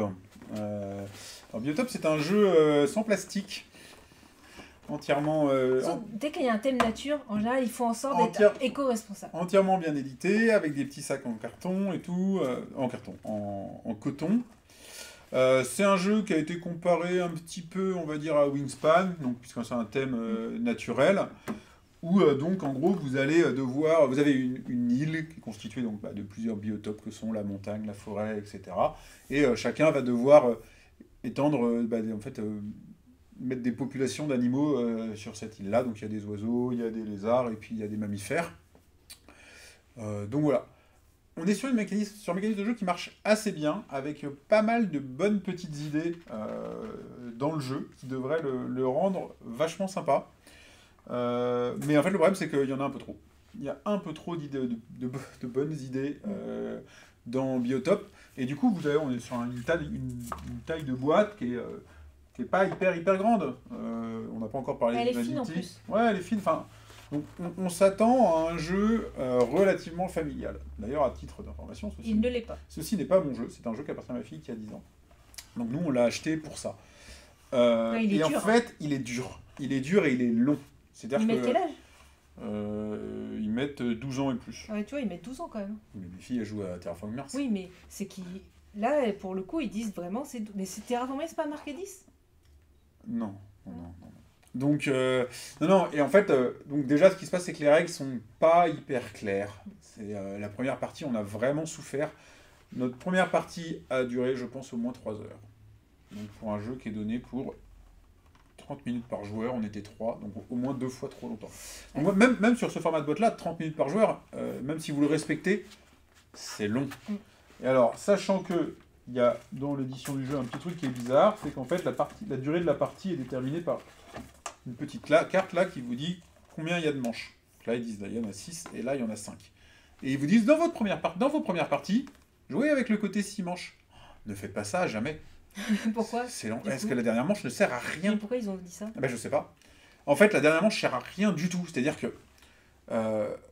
tu vois, il y a des jeux, donc il y a plusieurs, il y a 3 niveaux d'animaux, on va dire de complexité d'animaux, comme dans plein de jeux de cartes, c'est-à-dire les cartes un peu faciles à prendre, qui vont vous permettre de produire au début, et puis à la fin des cartes qui donnent des points. Voilà. Et en général, dans un jeu, bah, tu sens que la partie se rapproche quand tu commences à pouvoir acheter des cartes qui donnent des points. Mais si vous faites les 6 manches là, vous n'avez plus rien à foutre parce que de toute façon tout le monde va en acheter 40 des cartes qui donnent des points. Donc c'est juste le bazar.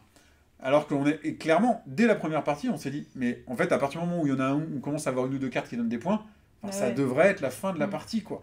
Pourquoi ça continue? Alors du coup, on a quand même fait 2 parties en 6 manches. Ah bon? Ouais, non, parce que, T'as retenté? ouais, j'ai retenté. Et on en a fait une en 5. Bon, alors clairement, jouer en 5, le jeu il est fait pour être en 5. Qu'est-ce que c'est que cette idée? Je comprends même pas d'où elle est venue, de rajouter une manche, quoi. Donc, pour des parties un peu plus dynamiques et plus maîtrisées dans le temps, faut y jouer en 5 manches. Vous enlevez déjà un des gros problèmes du jeu, c'est que il est trop long. Il est trop long, on a envie de jouer, Biotop. Bien entendu, c'est plus gros qu'un Forêt Mixte ou autre, mais on a envie d'y jouer en 1 heure. On n'a pas envie d'y passer 1h30 ou 2 heures. Donc ça, c'est le premier problème. Un autre problème que vous pouvez avoir, si vous avez quelques problèmes de vue qui baissent comme moi, vous allez poser plein de cartes dans Forêt Mixte. Elles sont là-dedans, dans Biotop.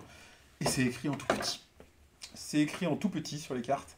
Et clairement, en fait, le problème, c'est que vous allez passer votre temps à lire vos cartes. Attends, montre-moi si t'es vraiment un problème de vue. Moi, le soir, je suis une taupe. Voilà, bonne chance. Les cartes, déjà, en soi, elles sont toutes petites. Elles sont pas grandes, ouais. Déjà. Pour le prix du jeu. Ouais, il y en a beaucoup, après. Ouais. Bon, après, il y en a beaucoup, c'est souvent les mêmes qui reviennent. Vas-y, montre... on va essayer de... Je sais pas si la caméra... Ça va pas zoomer. Ça va pas zoomer? Attends, je regarde. Est-ce que ça marche? Si vous n'arrivez pas à lire, c'est 1 parce que c'est flou. Non, ça zoome pas, et 2 parce que c'est petit. Non, ça zoome pas, mais ça fait pas la mise à point. Donc voilà. Donc au final, vous allez vous retrouver avec parfois jusqu'à une vingtaine de cartes que vous avez posées dans votre plateau de jeu. Elles sont pas si jolies en fait. Donc il faut beaucoup de place. Et je fais mon truc en plein. Et à chaque tour de jeu, en fait, à chaque fois que c'est à vous de jouer, vous allez activer les effets de vos cartes. Si vous prenez une carte, si vous jouez une action bleue, vous allez activer toutes les cartes bleues. C'est un mécanisme qu'on retrouve quasiment dans Moonspan et qu'on a déjà vu ailleurs. J'ai un jeu là où on le fait également dans Earth par exemple, tout simplement. Mais le problème, voilà, c'est que du coup, vous devez relire toutes vos cartes tout le temps, en permanence. Et voilà, donc vous préparez ces coups et tout, ça va. En fait, l'illustration est très petite. Bah, tout est petit en fait. Et en fait, la carte est trop petite. Et malgré ça, il prend énormément de place sur la table. L'interaction est mitigée, c'est-à-dire qu'il y a une île au point, il y a une île au centre de la table, et par exemple, vous allez avoir des objectifs de celui qui possède le plus de montagnes, etc. C'est pas déterminant dans la partie. Si vous gagnez pas ce point-là, si vous avez un super jeu bien construit à côté, vous pouvez quand même gagner. Donc c'est présent, mais sans que ce le soit trop. Donc voilà, en soi, j'ai bien aimé jouer. C'est-à-dire que quand vous arrivez à construire votre moteur, le jeu est satisfaisant. Les cartes, on arrive vraiment à faire des petits combos sympas. J'ai pas de mal à en dire en tant que jeu, c'est bien édité, à part ce problème de taille. Mais il fait un très bon Kickstarter à la base. Ouais, mais voilà, c'est vraiment trop long. Donc moi, j'ai joué au début, première partie avec mes 2 filles. Bon, il y en a une des 2 qui m'a dit, bah moi, je ne rejouerai pas. Bah oui. Donc, même voilà. Moi, ça me donne pas envie d'y jouer. La deuxième, bah, si c'est son jeu, et puis on a déjà fait 2-3 parties. On y retournera et on recommencera. Bon, je lui ai fait essayer ForeMX derrière, c'est vachement mieux. Bah, Donc voilà. c'est plus dynamique, c'est plus rapide. C'est un petit peu comme on pouvait dire avec les Toits de Paris. C'est un jeu qui va un peu manquer sa cible parce que maintenant... Il arrive après la bataille. Ouais, il arrive après la bataille. Il y a 20 ans, un jeu où c'était écrit trop petit et qui dure un peu trop longtemps, c'était presque la norme. Là, ça ressemble un petit peu à une faute d'édition d'une certaine façon, quoi. Donc, ça me rappelle un petit peu ce qu'on avait, par exemple, aussi pu dire sur Tindaya, c'est que, en moins pire, parce que Tindaya, c'était vraiment... reprenez le jeu, rebossez-le, raccourcissez-le à un jeu de 1 heure, et vous avez une super base. Mais en l'état, malheureusement, je peux pas dire que c'est une réussite. Donc voilà, j'ai pas aimé mes parties, j'ai pas passé un mauvais moment, mais je souffre pendant que je joue. Je souffre parce qu'au bout d'un moment j'en ai marre, et je souffre parce que il faut que je relise tout à chaque fois en permanence, et qu'il n'y a pas de moyen mémotechnique simple. Donc voilà, donc indirect ça fait un mauvais jeu, j'irai pas jusque là. Voilà, si c'est votre cam, si vous aimez l'univers, si vous voulez acheter français, fabriqué en France, il a des arguments. Il s'essaye, et faites-vous votre avis. Ouais. Mais voilà, c'est pas un coup de cœur. Non. À toi. À moi. Bah, du coup, on fait quoi alors? On finit par ces deux-là? Ouais, bah fais celui-là, moi je vais parler... Mais tu fais pas trop long, hein. Ah non, non, non, non, non. De ça. On parle pas de ça. Justement, est-ce qu'on doit perdre du temps? N'achetez pas ça. Si vous êtes fan du jeu vidéo, a priori c'est bien. Nous, on n'a pas trop compris les règles et il y a beaucoup de vide. Pour toutes les autres raisons. Ah ouais, si juste je peux montrer ça. La définition d'une boîte vide. Ceci est un masque. Donc ça, c'est les cartes dont vous avez besoin. Et ceci est un truc pour ranger un sachet en plastique. C'est parce qu'il y a des extensions. Ouais, c'est ça. C'est de l'arnaque. Qui n'arriveront pas en France. C'est une mauvaise copie de Munchkin. C'est de l'arnaque. Si vous n'êtes pas fan du jeu vidéo, n'achetez pas ce truc. Voilà, j'ai rien d'autre à en dire. Je crois que c'est le truc que j'ai le plus détesté du mois. Okay. Désolé, Asmodée qui nous l'a transmis. On n'a pas aimé. Non, moi j'ai pas essayé. J'ai fait une demi-partie, donc je peux pas donner mon avis pour l'instant. Mais oui, il y a beaucoup de défauts déjà. Non. Moi, je vais vous parler de Spirit. Spirit, c'est un jeu particulier. Ça, c'est Olibrius qui fait ça, qui avait déjà fait Nouvelle Contrée, qui se veut pour faire des Olni, qui sont des objets ludiques non identifiés. Voilà. Donc pourquoi? Parce que du coup, vous voyez, le plateau de jeu, il est ici. C'est une sorte de table de spiritisme. Vous allez. Ici, on joue vraiment sur la boîte ou il y a un plateau de jeu à l'intérieur? Non, il n'y a pas de plateau. Ah, ok, d'accord. Et en fait, on va avoir du coup un petit curseur. Donc c'est une table de Ouija. Je vais prendre juste le curseur. Avant, on avait une table devant nous, mais on l'a pu. Vous avez vu, on a un nouveau décor. Donc maintenant, on est obligé de se retourner et de faire les trucs derrière nous. Et on montre nos fesses. Donc voilà, on a du coup le plateau. J'essaie de faire pas trop de lumière. Moi, je tiens ça, si tu veux. Et du coup, qu'est-ce qui va se passer? En fait, une des personnes... On tient un peu la corde, quoi. Ouais, voilà, c'est ça. Vas-y, fais le... Donc, je vais quand même dire, c'est un jeu de Baptiste Laurent et de Julien Protière. Julien Protière, j'aimais beaucoup. Il avait fait Roméo et Juliette, que j'avais mis dans mon top il y a longtemps. Et c'est illustré par Simon Caruso. Donc, ça se joue de 3 à 6. Donc, ça, c'est un... Bah, après, vaut mieux, c'est un jeu d'ambiance, mais bon, 3... C'est dommage qu'il ne peut pas se jouer à 2. Il dit 16 ans et plus, parce que ça... il peut y avoir des thèmes... Voilà. Graveleux? Non, pas graveleux, mais c'est plutôt sensible et émotionnel. C'est-à-dire qu'on va incarner un esprit. Cet esprit, il veut revenir. Pourquoi? Bah justement, on va lui donner un thème. Donc, il veut revenir pour voir sa petite fille faire son truc de danse. Il veut pour assister au mariage de son fils. Ça veut dire que c'est un papa qui est mort déjà. C'est pas très voilà, c'est ça. Donc, il y a des thèmes comme ça qui peuvent voilà, peut-être heurter. Donc, ils disent à tout moment, n'hésitez pas à dire s'il y a quelque chose qui gêne. Et puis voilà, il y a l'ambiance qui peut gêner aussi. Donc, quelqu'un incarne un esprit. Cet esprit, du coup, il sait pourquoi il revient. Et les autres joueurs vont se mettre autour de la table et un va tirer une question.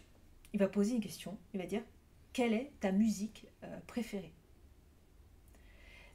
L'esprit en lui, il a une illustration et son thème.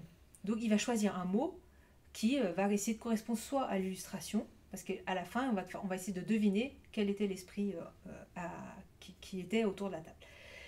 Donc sur cette carte, il y a une illustration et la phrase. Il va prendre un mot et du coup, là on va commencer. Donc l'esprit pose. Et là tout le monde met son doigt. Comme ça. Vas-y, essaye. Et du coup, moi je vais essayer de faire un mot. Donc je vais commencer. Non mais faut pas que tu appuies trop fort. Voilà. Et moi je vais faire déplacer comme ça vers les lettres, etc. Vous allez me dire, bah ça sert à rien, tu déplaces les lettres, on connaît le mot, c'est fini. La subtilité, c'est que chaque... Moi, je peux te dire, faut pas que tu passes sur le M. Voilà, chaque médium, en fait, va avoir des contraintes. La contrainte, ça peut être de surtout ne jamais passer par le M. Donc moi, je vais monter et toi, tu vas pousser. Donc là, on sent les forces qui vont se déplacer et voilà, etc. Faut pas que je joue à ça. Et donc, quelqu'un va devoir, lui, à l'inverse, passer par le P et le J, par exemple, obligatoirement à un moment donné. Et en fait, on va avoir comme ça, chaque médium va avoir des cartes contraintes. Et le but, ça va être d'en faire le maximum possible. Donc, comment ça? Donc, on va faire 3 questions. À la fin, il y aura 6 esprits tirés au sort, et donc les médiums vont devoir essayer de retrouver quel esprit, avec les mots qu'ils ont réussi à décoder. L'esprit qui était autour de la table. Et en fait, il y a vraiment une sensation, du coup, c'est surtout quand on est l'esprit et qu'on veut faire un mot et que, hop, on sent, quand on est l'esprit, et qu'on sent du coup le Ouija, enfin le curseur, en fait, ne pas vouloir aller sur les mots. Et en fait, c'est un jeu coopératif dans le sens où il faut respecter. C'est-à-dire que si moi, je veux faire mon mot, mais je sens qu'il ne veut pas que j'y aille, il faut que j'essaie de l'écouter, en fait, de me dire, non, il veut que j'aille vers là, tant pis, il fait ses lettres. Alors le mot va être un peu plus difficile à trouver, mais il faut que je respecte sa contrainte, parce qu'à la fin, du coup, il y a un système d'écoute, et on va regarder le nombre de contraintes réussies par rapport au nombre de contraintes ratées. Et voilà, pour pouvoir après, du coup, apaiser l'esprit. Donc voilà, il a vraiment ce côté, comme on dit, Dolny, en fait, il y a vraiment une sensation, moi j'ai beaucoup aimé autour de la table. Il y a des gens qui n'ont pas trop accroché au niveau de la première partie parce qu'on n'était pas dans l'ambiance. Normalement, il faut se mettre dans le silence, nous on parlait beaucoup. Donc d'un côté, parler c'est bien, mais eux, ils se disent, c'est plutôt préconisé d'être dans le silence pour vraiment sentir cette émotion. On a mis comme une musique un peu autour de la table. Mais voilà, moi j'ai vraiment trouvé que c'était assez innovant, intéressant. Et voilà, j'ai envie de le faire découvrir, quoi. Ça fait partie de ces jeux un peu particuliers qu'on a envie de faire découvrir. Du coup, on fera peut-être pas 10 000 parties, quoique ils ont un système évolutif. C'est-à-dire qu'une fois qu'on a bien maîtrisé un petit peu les règles, on peut en fait partir sur une... je sais plus comment ils appellent ça. Un voyage initiatique, voilà, ils appellent ça comme ça, où en fait on va débloquer des cartes. Donc des campagnes, quoi. Ouais, on va apaiser des esprits, on va pouvoir débloquer des nouvelles règles, avoir des nouveaux esprits qui arrivent, etc. Donc pour l'instant, j'ai pas commencé, mais en tout cas, je voulais en parler parce que on a fait une petite review là, avec Halloween, avec une liste de recommandations, mais il y a pas que ça marche pas que pour Halloween. Si un jour vous avez une soirée un peu où vous avez un tel mystère, etc., vous pouvez reprendre cette liste où on vous propose plein de jeux, que ce soit des jeux d'ambiance, jeux familiaux, adaptés du coup à cette ambiance un peu mystère, et du coup Spirit en fait partie. Moi, j'y ai pas joué. Non. Normalement, je suis pas. Alors, c'est toujours pareil, mais les jeux de mots. M'attire pas toujours. Après, j'ai une très bonne surprise, notamment avec Perfect Worlds, dont on avait parlé ici, qui est vraiment un coup de cœur parmi les jeux de mots que j'avais trouvé vraiment rigolo. Donc celui-là, j'essaierai, je pense, clairement, pour me faire un avis. Je suis pas hypé, mais pourquoi pas. En tout cas, il marche hyper bien, et c'est vrai que les retours sont plutôt très positifs. C'est une expérience. Après, c'est vrai que, comme je dis souvent, ça peut pas ne pas prendre. Nous, dès la première partie, tout le monde était un peu pas dans l'ambiance, donc... tout le monde était un peu dispersé, donc la première partie, du coup, on fait bouger, on note les mots, on fait bouger. Tu peux avoir un peu, comme on disait tout à l'heure, le côté mécanique. Un côté, il faut que les gens autour de la table soient dans le bon mood, quoi. Ouais, un petit peu, ouais. Ok, d'accord. Ça marche. Ouais. Il nous reste qu'un jeu. Un gros. On va faire le plus gros. J'aurais dû mettre je mets un chrono. Tic, tic. Non. Alors, je vais vous parler d'Humanity, un jeu de Johan Levet, illustré par Fred Augis et Paul Chadesson, Pierre Lazaveric et Rémi Paul. 4 illustrateurs, un auteur. Johan Levet, je connais le nom, tu sais ce qu'il a fait autrement ? Oui, là il a fait dernièrement Archeos Logic, oui, un jeu de déduction. J'ai vu passer, ouais. Alors, en tout cas, cette couverture est magnifique. Oui. Le jeu, moi, il est en expo dans le bureau, et clairement, la boîte est somptueuse. Toujours chez Bombix. Voilà. Bombix qui fait toujours des super éditions. Et qui ne fait pas mentir, ça fait plusieurs jeux qu'on dit, mais à chaque fois leurs éditions elles sont top et tout. C'est assez rare que Bombix fasse des gros jeux. Ils sont quand même. Ils font de la qualité, ils sortent pas 20 jeux par an, mais au moins ils font de la qualité. Et... Ouais. Ceci est un livre de règles reliées. On a envie de le lire. Alors, non seulement on a envie de le lire, mais de toute façon, à la fin, tu as un roman pour avoir le jeu, l'histoire du jeu, les Parce logos. Que ça part d'un fait réel. Donc c'est là, je me remets pas, ça ressemble à la colonisation de Mars. Ah non, l'exploration de Titan, mais oui, c'est parce que Titan est un satellite de Saturne qui est une exoplanète, enfin qui serait une exoplanète. C'est-à-dire qui pourrait réunir des conditions qui rendraient la vie probablement peut-être possible. Bienvenue dans E égale M6. Dessus. Donc le jeu, voilà, c'est les premières missions qui vont aller construire des bases sur Titan pour le rendre humain compatible. Donc voilà. Franchement, mais la couve de ce bouquin, bah oui, non, mais... c'est encore une fois, c'est magnifique. Enfin, Bombix, niveau édition, c'est souvent un sans faute. Alors, je vais dire tout de suite un petit mais quand même sur celui-là. Quand on joue au jeu, on va retrouver un petit défaut qu'avait Terraforming Mars aussi. C'est un peu marron. C'est un peu marron, c'est un peu terne. Les tuiles, elles sont un peu ternes. C'est dans l'espace. Donc, dans Humanity, qu'est-ce que vous allez faire ?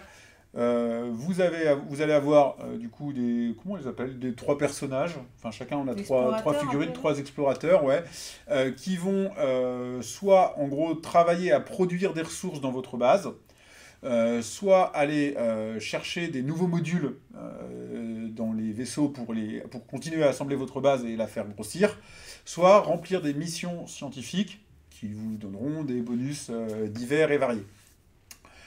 Toute l'originalité du jeu réside dans le fait que, en gros, il y a une sorte de roue. Qui est la base, en fait. On retourne à la base. La base principale, elle est représentée comme une roue. Et en fait, on va, quand vous envoyez des joueurs, je ne sais même pas comment l'expliquer, quand vous envoyez des joueurs à la base, en fait, tant que la roue qui tourne autour de la base ne les a pas rattrapés, vous ne pouvez pas les récupérer. Alors, des fois, vous allez vouloir aller chercher un module ou faire une mission scientifique qui va être, par exemple, juste derrière l'axe de la base. Personnage. Et du coup, pendant 2-3 tours, votre personnage, il n'est pas disponible. Il va falloir attendre que la roue le rattrape, ou que vous puissiez avoir une carte spécifique qui va le faire se rapprocher de l'axe pour le récupérer. Donc, il y a un vrai petit twist intéressant de savoir dire, est-ce que j'utilise mon personnage maintenant pour faire des ressources, ou est-ce que je l'envoie chercher dans le module, mais si j'envoie maintenant, il va mettre du temps à revenir, mais si j'attends, quelqu'un risque de le faire avant moi et je ne l'aurai pas. Si c'est la tuile qu'on a besoin, tant pis, on va perdre du temps, mais c'est la tuile qu'il nous faut, quoi. C'est ça. Donc on est souvent en train de calculer, qu'est-ce qu'on fait à quel moment. Il y a aussi des cartes avec comme ça, des petits pouvoirs qui vous permettent de réactiver des joueurs, vos pions. Donc vous en avez 3, donc si vous jouez vos 2 autres pions et qu'après vous arrivez avec le 3e à réactiver les 2 premiers, en gros vous jouez quasiment 2 tours en un seul, ça peut être très puissant. Il y a aussi des coups qui paraissent inutiles, qui vont vous permettre en fait de, on va dire, dégager un peu des trucs de votre base pour pouvoir y construire. Et vous dites, mais pourquoi faire puisque je peux agrandir ma base par l'extérieur. Sauf que quand vous faites ces actions-là, vous allez gagner de la recherche, parce qu'il y a un autre twist dans le jeu qui est globalement il y a 2 pistes de score, il y a une piste de score et de scoring et une piste de recherche. C'est très dur d'avancer sur la piste de scoring, alors que la piste de recherche, à chaque fin d'année, sachant que le jeu se déroule en 3 années, vous allez avancer d'autant sur la piste de score que ce que vous avez pu faire comme point sur la piste de recherche. Celle-là se réinitialise. Et elle se réinitialise à chaque année, donc l'année d'après, ça va pas forcément être vous qui êtes devant. Typiquement, hier, j'ai joué hier, la personne qui était devant est largement devant sur la piste de recherche la première année, n'a quasiment pas avancé sur la 2e année. Donc ça se réinitialise vraiment, et ça... Voilà, on a envie d'aller hyper vite sur la piste de recherche la première année, mais si ça se trouve, du coup, ça sert à rien après, parce que si on a pris du retard sur d'autres choses, c'est comme dans beaucoup de jeux, c'est compliqué de tout faire. Ouais. Donc voilà, donc il y a ce twist-là, il y a le twist de cette roue-là qui tourne pour récupérer les personnages, qui est très très bien, qui va souvent vous pousser à réflexion. Donc voilà, on a 2 mécanismes qui s'imbriquent bien l'un et l'autre, qui sont intéressants. Modulo ça, j'ai du mal à être fan du jeu. Il m'emmène pas réellement. Alors c'est pareil, j'ai un petit reproche à lui faire en termes de lisibilité. Je vais pas le faire parce que par contre il est bien rangé. Il y a plein de petites boîtes, ça on peut montrer, ils ont fait du rangement. Ouais. Donc la boîte est pas vide et toutes les tuiles elles sont dans les petites boîtes en carton classées par année et tout. Tout est fait dans les petites boîtes pour chaque joueur, etc. Ouais. Franchement c'est nickel. Mais du coup en fait c'est votre base qui va vous indiquer combien de ressources vous produisez, et en fait chaque tuile qui est dans votre base, vous la tournez. Si et en bas de chaque tuile il y a un chiffre. Donc si ce chiffre est à 0, c'est-à-dire que vous n'avez pas cette ressource-là. Si vous décidez de produire par exemple de l'oxygène, vous allez tourner la tuile qui produit de l'oxygène d'un cran vers la droite, et puis d'un deuxième cran si vous produisez. Les tuiles elles sont pas rondes, elles sont carrées. Ouais. Donc en soi ça marche. encore une fois, pas de reproche à faire. Mais quand votre base, elle est composée de 20 modules, c'est une galère de retrouver est-ce que j'ai telle ressource en fait. Ah, il me faut de l'oxygène. Alors attends, parce que ma tuile qui produit de l'oxygène, elle est où? Ah, j'en ai une là, mais celle-là elle est vide. Attends, je crois que j'en ai une deuxième. Alors la tuile elle est là, dans quel sens elle est?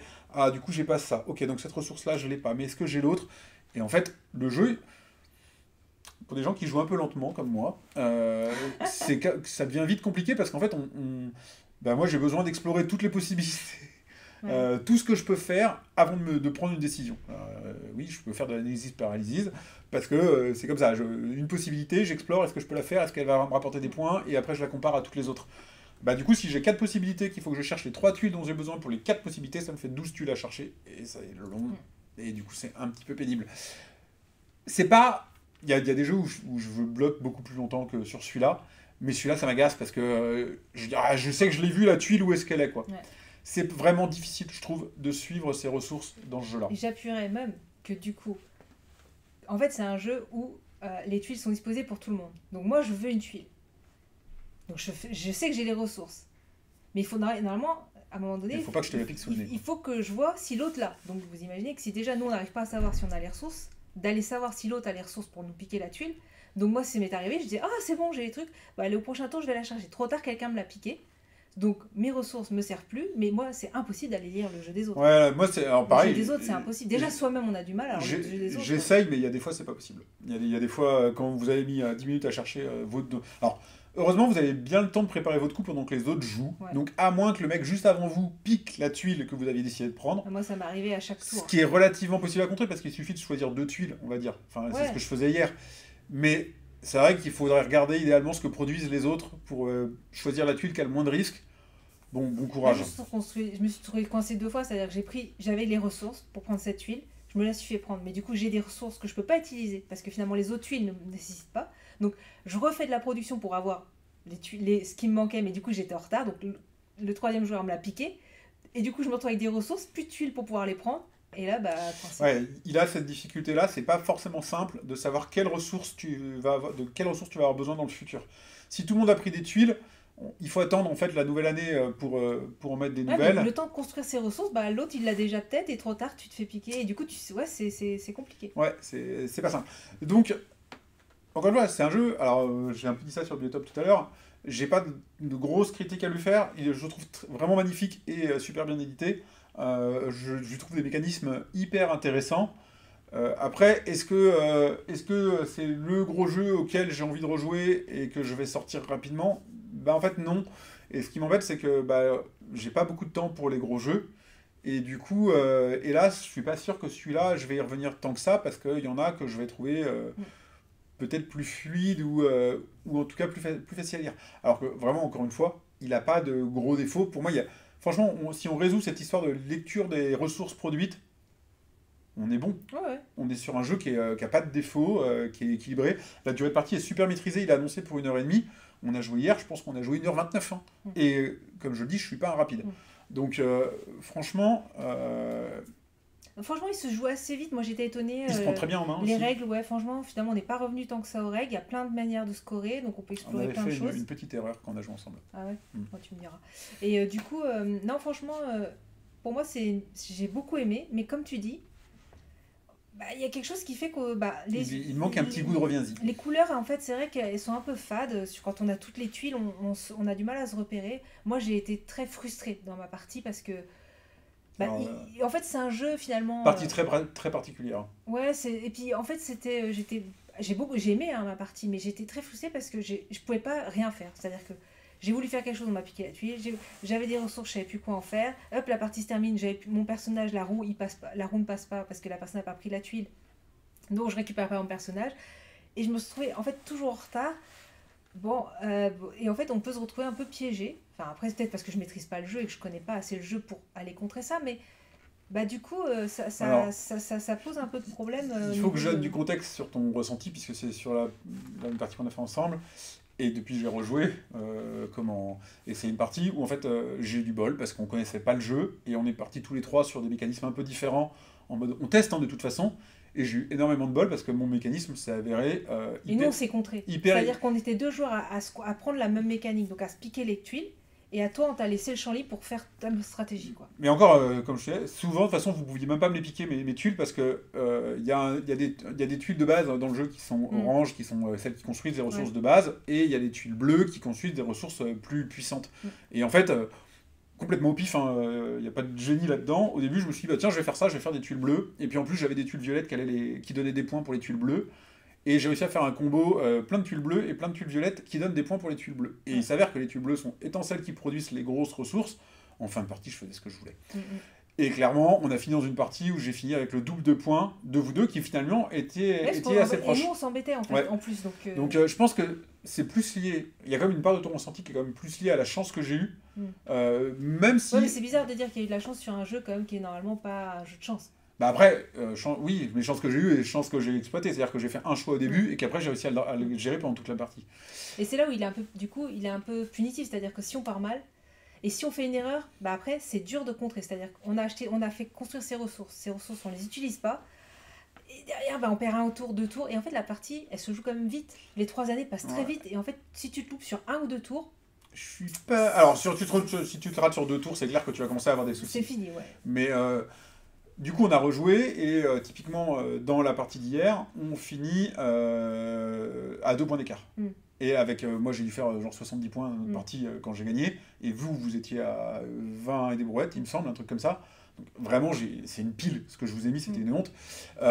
Hier, moi je finis à 32, la personne qui gagne, elle finit à 34, et on n'avait vraiment aucune idée de qui gagnait à la fin. Enfin, ce cas-là ne s'est vraiment pas produit.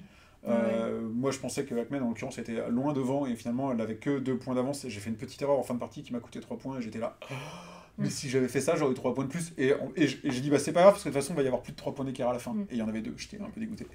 Mais, donc voilà, moi je modérerais cet aspect chance ou pas. C'est sûr qu'il y a... voilà, en fait, on a un petit paravent quand même derrière lesquels on cache une partie de nos points. Et du coup, il y a une petite part de surprise dans le comptage. Donc voilà, moi je le trouve plutôt réussi. Si vous jouez une partie, faites-en une deuxième, comme ton cas, pour bien découvrir le jeu. Puis en plus, il y a d'autres mécanismes. Moi, j'avais envie de tester les serres et tout ça. Ouais, alors du coup, s'il y a d'autres systèmes de pointage qui favorisent ou pas. Comme je le disais, finalement, on met pas beaucoup de points dans ce jeu-là, tu vois, 34 à la fin. Donc finalement, quand tu prends une carte qui te donne 3 points, parce que les serres, à la base, c'est un peu ça. Bah, c'est pour ça que hier, je les ai pas joués alors que je pouvais. Et ça m'a coûté 2-3 points. Et en fait, c'est ces 3 points-là qui font la différence. Donc si on enlève le cas très particulier de mon moteur qui est méga comboté, 2-3 points, c'est important. Donc ça... Faire une partie, une seule, non, il faut pas. Il faut en faire 2 pour bien voir ce qui a marché et pas marché. Et effectivement, honnêtement, là, moi, j'ai l'impression de... Ça y est, j'ai vu tous les mécanismes. Pas que je vais gagner la fois d'après, mais je vais rien redécouvrir de nouveau dans le jeu. Je vais pas pouvoir me dire, comme on disait dans Forêt Mixte, t'as cette idée de... Il y a un mécanisme qui marche beaucoup mieux que les autres, mais t'en as 40 à côté que tu peux tester ou tu vas perdre, mais tu vas essayer de les tester, voir, de découvrir, machin et tout. C'est ça qui manque dans Humanity. C'est de se dire, la prochaine fois, si je tente ce truc-là, je vais pouvoir faire les choses un peu différemment, ça va être sympa, allez, on réessaye. Parce que t'es dépendant des... En fait, c'est un jeu qui reste interactif, c'est-à-dire qu'on croirait qu'on fait son module dans son coin, mais vu que les tuiles, on les prend sur le plateau et qu'on peut se les piquer, le scoring, etc., enfin, en fait, on est obligé de suivre le jeu des autres qui est très dur, et c'est ça qui est dur, c'est que c'est un jeu interactif, mais où le jeu des autres est très difficile à suivre. Le problème que tu peux avoir, j'ai eu le cas, comme tu disais, j'ai eu le cas hier, tu l'as eu la dernière fois, c'est que, en tout cas, l'ordre des joueurs ne change jamais. Si vous jouez après quelqu'un qui fait décide de faire la même stratégie que vous, tout simplement, il va vous piquer toutes vos tuiles, et si vous n'êtes pas capable de changer direct d'idée, là, c'est mort, vous êtes grillé, quoi. Donc, c'est une difficulté, et c'est vrai que c'est pas facile à résoudre. Bon, bref. Ouais, mais j'ai bien aimé quand Moi, même. je vous conseillerais de l'essayer. Je vous conseillerais de l'essayer au moins 2 fois, c'est sûr, parce que il faut... il le faut pour apprécier les subtilités du jeu. Après, voilà, honnêtement, j'ai pas l'impression que je vais faire 10 parties, même 5 parties de ce jeu-là, parce qu'on n'a pas l'impression qu'il y a 12 000 mécanismes derrière. Donc, encore une fois, un avis un tout petit poil mitigé, parce qu'on a un super travail d'édition, on a un jeu qui a plein de bonnes idées, des mécanismes intéressants et tout. Peut-être qu'il lui manque une extension, un truc comme ça, qui lui donnera le petit coup de peps qui lui manque. Ça fera faire encore plus de tuiles, et il y a déjà trop de tuiles. Une extension qui supprime des tuiles. Ah. Donc voilà. Bon, on a été long, hein, Comme d'habitude. Comme d'habitude. 1h24. Mais là, on parle de beaucoup aussi. Il nous reste 6 minutes pour conclure et faire qu'une heure et demie. Allez, on va y arriver. Donc, alors, deuxième partie, le résultat du concours, direct. On est carrément rendu à la 40e partie là. Ouais. On passe au résultat du concours. Oui, le tirage concours. au sort. Qu'est-ce que c'était? C'était, on vous faisait gagner 3 scénarios de Unlock. Comment ça faire? Comme d'habitude, c'était un commentaire. Attends, j'ai tout préparé. Vas-y. Non mais parle. Donc, Unlock, c'est quoi? C'est un jeu d'enquête avec des cartes et une application. Seulement ça. Et ça vous donne des sensations un peu d'escape game. Vous allez avoir des énigmes à résoudre dans les cartes en utilisant un peu aussi des mécaniques. Il y a des cartes en fait où avec l'application, vous allez pouvoir noter, c'est comme une machine. Et vous allez pouvoir du coup l'utiliser pour résoudre des petites énigmes.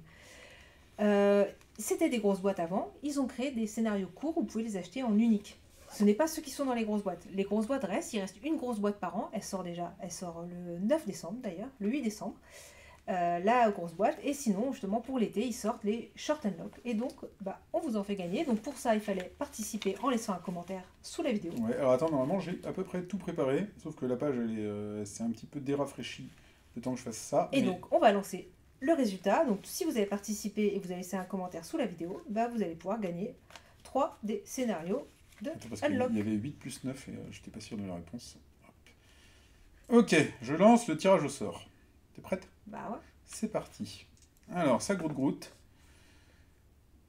Et c'est ta mère qui gagne, et je sais qui c'est. Ah. Donc voilà. Et félicitations. Donc essayez de nous contacter sur YouTube. On peut lui téléphoner. On va lui téléphoner. Et du coup, tu gagneras, tu réceptionneras en main propre, a priori, les scénarios. Du coup, tu pourras choisir si tu en as déjà fait. Du coup, nous, on en a 6 avec nous. Donc, s'il y en a que tu as 3 qu'il a déjà fait. Donc, on lui donnera les 3 autres. On lui donnera les 3 autres. On te donnera les 3 autres scénarios félicitations que à toi. tu n'as pas fait. Et tu as bien fait de participer parce que, n'hésitez pas, il faut participer parce que du coup, il n'y a pas beaucoup de jeux. Alors, il faut participer, il fallait participer, puisque je vais en profiter pour faire un petit rappel donc, dans le cadre de la Game Night, on va donc devoir avoir besoin de plein de jeux pour la soirée. Donc, on arrête les concours. Pour le moment, en tout cas, pour garder les jeux. Et peut-être justement pour les partager à la Game Night. Sort, aussi, peut-être, on va voir. On verra. Ne nous avançons pas. Mais pour l'instant, on a besoin de jeux pour la Game Night. Donc, donc pas de concours ce mois-ci, en l'occurrence. On garde les jeux pour vous les faire découvrir en vrai. On trouve ça tout aussi intéressant plutôt qu'à une seule personne. Ouais. Donc le concours c'est fait. Donc ta mère, on te préviendra que tu as gagné. Et du coup, on enchaîne sur le programme du prochain live et du coup la hype. Parce qu'il y a 2 petites choses tendances. Déjà, il y a des choses, on sait dont on va parler dans le prochain live et même peut-être dans des focus prochains. Et la hype, c'est sorti encore plus lointaine. Donc, la hype, ça se transforme en bientôt, quoi. Ouais. En coming soon. Alors, moi, je pourrais vous en parler déjà. Parce que j'ai déjà testé le jeu. Mais ça sera pour le prochain live. C'est Terraforming. Voire un focus. Ça mérite. C'est Terraforming Mars, le jeu 2D, qui est plus accessible, plus familial, on va dire. Pas quoique. Donc voilà, prochain, vous en saurez plus dans la prochaine émission. Moi, je peux faire un peu la même. Je vous parlerai, peut-être d'ailleurs aussi probablement dans un focus, de SkyTeam, dont j'ai déjà fait également plusieurs parties, mais on en garde un peu sous le coude pour les prochaines parties. Un jeu de coop à 2 joueurs où vous devez faire atterrir des avions. C'est pas mal. Ouais, ça j'ai hâte d'essayer. Cat in the Box qui a fait un gros buzz. Alors, en France, là, il vient de sortir et il buzz pas tant que ça, étonnamment. Mais c'est un petit jeu de pli avec un twist, c'est qu'il n'y a pas de couleur. Donc, c'est quand on la joue que la personne va définir la couleur. Ça te donne envie? T'aimes bien les jeux de pli? J'aime bien les jeux de pli, mais non, ça me donne pas envie. Mais on essaiera. Mais j'ai testé. Je pense qu'à 2, je suis pas sûre que c'est sa meilleure config. Donc, hâte de tester à plusieurs. J'ai quand même bien aimé. Même s'il y a beaucoup plus d'aléatoires que dans un jeu de pli, du coup. Mais en tout cas... En fait, ce qui me donne pas envie, c'est que des jeux de pli, là, il y en a plein qui sont sortis ces derniers temps. On en a acheté plein. Ouais, mais a priori, il sort du lot. Et on n'y joue pas. Oui, mais ils sortent tous du lot. Ouais. Combien de parties de Tatsu on a fait? Ouais, mais ça, maintenant, on aime bien. Mais c'est long, hein, faire 4... Bon, bref. Ça, programme du prochain live. On n'a pas fini The Crew 2, donc je veux pas dire. Tiens, derrière, celui-là. Ah, celui-là. Alors, un autre coop, pareil, sorti depuis quelques semaines. Moi, ça fait 15 jours que je l'ai. Mais je l'ai essayé que hier, pour la première fois. Donc, ce que je peux en dire pour l'instant, c'est qu'a priori, c'est un jeu très difficile. C'est ce qu'on m'a dit. Pour l'instant, j'ai perdu ma seule et unique partie. Là, celui-là, je veux vraiment faire plus avant de vous le présenter. Mais en tout cas, encore une fois, c'est magnifique comme jeu. Le thème, en gros, c'est Inglourious Basterds. Faut récupérer des œuvres d'art volées. Et on va pour ça se promener un peu à travers le monde. C'est hyper bien édité, et notamment le livret de règles est génial, bien pensé. Donc, fait comme un petit classeur, une espèce de petit marque-page. Et donc ça sera sûrement un petit focus. Ouais, et c'est hyper facile à prendre en main. Okay. Donc, en tout cas, c'est pas ce que j'avais cru entendre. Bah franchement, lire les règles, tu vois, hier on les a lues, personne n'avait jamais joué, on a commencé à jouer, et voilà. Donc, ça, on a hâte de vous en dire plus. Des art projects. Tu te mets bien dans le fond. Ah, parce que je suis plus grand. Ouais. Et du coup, moi, j'ai pu en présentation, donc ça sera quand même dans le prochain live, parce qu'ils sont pas arrivés, parce qu'ils sont en commande. C'est, donc j'en parlais tout à l'heure, de Planet Unknown, donc, qui est sur BGA, qui est sorti aujourd'hui, qui sera du coup au moins dans le prochain live. Il y a aussi l'extension de Ark Nova, du coup. Il faudrait déjà que je joue à Ark Nova, j'ai jamais joué à Ark Nova. Oh, si, j'ai joué une fois à Ark Nova, j'ai gagné. Bah, tu vois. Et t'as pas aimé plus que ça alors que t'as gagné? Bah, bon. C'est juste que j'ai pas le temps de jouer. Petit à petit. Et du coup, il y a un jeu aussi que moi j'attendais beaucoup parce que j'ai beaucoup aimé À la recherche de la planète X. Et du coup, il y a À la recherche des espèces disparues qui sort la semaine prochaine, le 17 novembre. Et donc forcément, ça, il fallait que je l'ai. Et apparemment, justement, il est, de ce que j'ai entendu, en tout cas, de ce que le distributeur en a parlé, c'est qu'il a une petite twist en plus qui apparemment lui donne peut-être ce que manquait. Alors moi, il ne me manquait rien dans la planète X, mais qui pouvait manquer. Donc un jeu de déduction qui arrive aussi la semaine prochaine. Et plein. Moi, tu m'oublies sur ton jeu de déduction, c'est bon, j'ai donné. Par contre, t'en as oublié un. Et celui-là, on en parlera, mais on fera peut-être pas de focus là-dessus quand même. Voilà, non, ce sera peut-être pas dans le focus, on vous en parlera. Vous en avez peut-être déjà entendu parler, donc c'est Les Aventuriers du Rail Legacy. Donc Les Aventuriers du Rail, c'est un jeu familial très connu, peut-être le plus connu des jeux familiaux. Et la version, donc Legacy, version, comment j'ai perdu le mot en français, campagne. Ouais. En gros, donc jeu qui évolue au fur et à mesure de vos parties et qui est entièrement rejouable à la fin. Enfin, rejouable. Vous pouvez continuer à jouer avec le jeu, vous ne pouvez pas refaire la campagne. Non. Et ce jeu est un parpaing. Voilà. Donc voilà, on a commencé, on a fait trois épisodes de la campagne, sachant qu'une campagne c'est 12. On espère qu'on sera rendu à 6 ou 7 au moins. Et qu'on pourra commencer à en parler dans pour vous le présenter complètement. Moi, en hype, qu'on est déjà, je crois que j'ai fait le tour. Je rajouterai une hype qu'on n'a pas, que je n'ai pas commandé, que je ne sais pas si je vais commander, mais qui me tente pas mal, c'est Château Blanc. Ouais, bah j'avais beaucoup aimé Cathédrale Rouge, moi. Donc... Mais il paraît que c'est pas pareil. Ouais, non, c'est dans l'univers. Il paraît que la durée est vraiment bien contenue, même si c'est 1h30, que ça passe vite et que c'est un peu comme ça. Et ce que j'en ai vu, ça me tente. Alors après, c'est toujours pareil, encore un jeu d'1h30, combien de fois ça va sortir, ça peut être un frein. Et j'ai pris Synchro, le nouveau jeu chez Greux Game. Ah ouais. Un petit jeu coopératif avec des cartes apparemment plutôt sympathiques. J'aimerais bien aussi tester Amalfi Renaissance. Ouais, là, encore un gros jeu. En fait, j'ai tout le temps. Le problème, c'est que j'ai envie de tester des gros jeux. Et j'ai pas le temps. Donc voilà, déjà beaucoup de choses pour le prochain live. Avec tout ce qui sort là au mois de novembre, c'est compliqué. Oui, de toute façon, on manque pas de choses à dire. Tu veux faire une petite section hors jeu rapide ? Allez, une petite section hors jeu rapide, histoire de vous recommander de sortir un petit peu du jeu de société. Et de vous recommander... Ah, bah j'ai pas mis... Je croyais que j'avais mis les affiches. Recommander 2 petites choses rapidement. Moi, j'étais un peu en mode... pas de grosses séries ces derniers temps qui m'emmènent vraiment et qui me plaisent pas mal. Du coup, j'ai exploré un peu les trucs que j'avais ratés. Et il y a une série qui vient de se terminer. Donc, ils ont arrêté à la fin de la saison 3. Déjà, j'aime bien les séries qui se terminent. Que du coup, j'ai décidé de commencer. Qui s'appelle SEE. S-E-E. Qui est diffusée sur Apple TV+, qui est une série post-apocalyptique où en gros l'humanité a déjà été réduite à 2 millions d'habitants, donc pas grand monde, et les habitants restants ont perdu la vue. Donc l'humanité entière est aveugle, sauf bien entendu naissent des enfants tout d'un coup avec la vue, et c'est... Oui. Mais c'est avec Jason Momoa, parce que ça je fais ça. Oui, c'est avec Jason Momoa. Mais il y a quelques scènes où il fait le bourrin, sinon c'est quand même un père de famille aveugle. Donc il a quand même... il change de rôle, il se bat tous les 2 épisodes, pas tous les épisodes. Et non, c'est plutôt pour le coup, c'est vraiment une bonne surprise. Moi, j'aime vraiment bien. Là, on a regardé la première saison très rapidement. Je l'ai regardé avec mon épouse qui est un peu moins emballée que moi, mais qui aime bien quand même. Mais ouais, je trouve que ça marche, c'est simple, c'est efficace, ça tient à peu près la route en général. Et voilà, je trouve que, sachant qu'en ce moment il n'y a pas grand-chose, ça peut être un truc sympa dans lequel vous pouvez vous lancer, qui est assez quali, qui est bien réalisé, et vous savez qu'il n'y a que 3 saisons, donc vous partez pas sur un truc hyper alambiqué qui n'aura jamais de fin, faut qu'ils avancent quand même. Donc voilà, petit twist, si vous aviez aimé, il y avait un film qui s'appelait... c'était Blackbird ou Bird Box.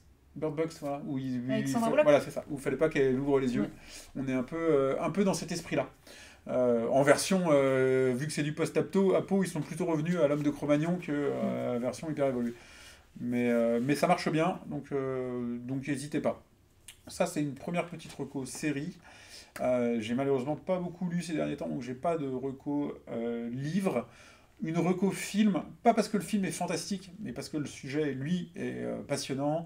Le film Les Algues Vertes, qui est sorti, qui est donc la BD éponyme portée à l'écran, qui est l'histoire donc d'une journaliste à la base parisienne qui va vivre en Bretagne pour enquêter sur les algues vertes. Je trouve ça hyper intéressant parce que c'est des choses qu'on ignore depuis des années et qui se révèlent un petit peu sur qu'est-ce que la fin de la Seconde Guerre mondiale a engendré dans les changements d'agriculture en Bretagne notamment, et qu'est-ce que ces changements-là ont impliqué pour nos sols et nos agriculteurs, et à terme pour la pollution, et qui donne des problèmes écologiques graves, potentiellement mortels. Donc voilà, c'est un sujet qui n'est pas méga hyper connu, qui en tout cas que tous les Bretons devraient connaître. Et le film est assez réussi. Moi j'avais beaucoup aimé la BD, forcément le film est toujours un peu moins bien parce qu'un peu moins complet. Mais franchement, si vous avez l'occasion de le voir, si vous avez l'occasion de le montrer, genre si vous êtes prof et tout, je trouve ça vraiment passionnant, et c'est bien qu'il y ait des films un peu engagés comme ça pour essayer de contrer un peu l'omerta qu'il y a sur certains sujets comme ça, parce que c'est hyper politique, parce que ça touche aux agriculteurs, etc. Voilà, le film marche, donc moi je vous recommande quand même de le regarder. Regardez-le, lisez la BD après, renseignez-vous, le sujet est passionnant, c'est vraiment bien joué, même les second rôle dans le film est très bien. Je sais pas si tu l'as vu. Non. Est-ce que tu l'as lu? Non. Bon, il faut que tu corriges ce problème. Quand j'aurai le temps. Un film un soir, il dure 1h30, 1h43. Ouais. Donc voilà, moi je trouve que le sujet en tout cas est passionnant, donc je vous recommande d'aller le voir. Bah moi pareil, il n'y a pas grand chose qui m'a transcendé ces derniers temps. Après il y a toujours c'est pas une série, je sais pas trop, c'est une émission, c'est sur Amazon Prime, qui est donc LOL, qui ressort à la base, ils ont fait une édition spéciale pour Halloween qui s'appelle Qui crie sort. Donc maintenant ils n'ont plus le droit de crier et ils n'ont plus le droit de rigoler. Mais à chaque fois ils font tout pour se faire rire, ils font tout pour faire crier. Et en tout cas, moi à chaque fois je passe un super moment, ça détend, moi j'aime beaucoup les 4 saisons en tout cas. Et après t'as pas le temps.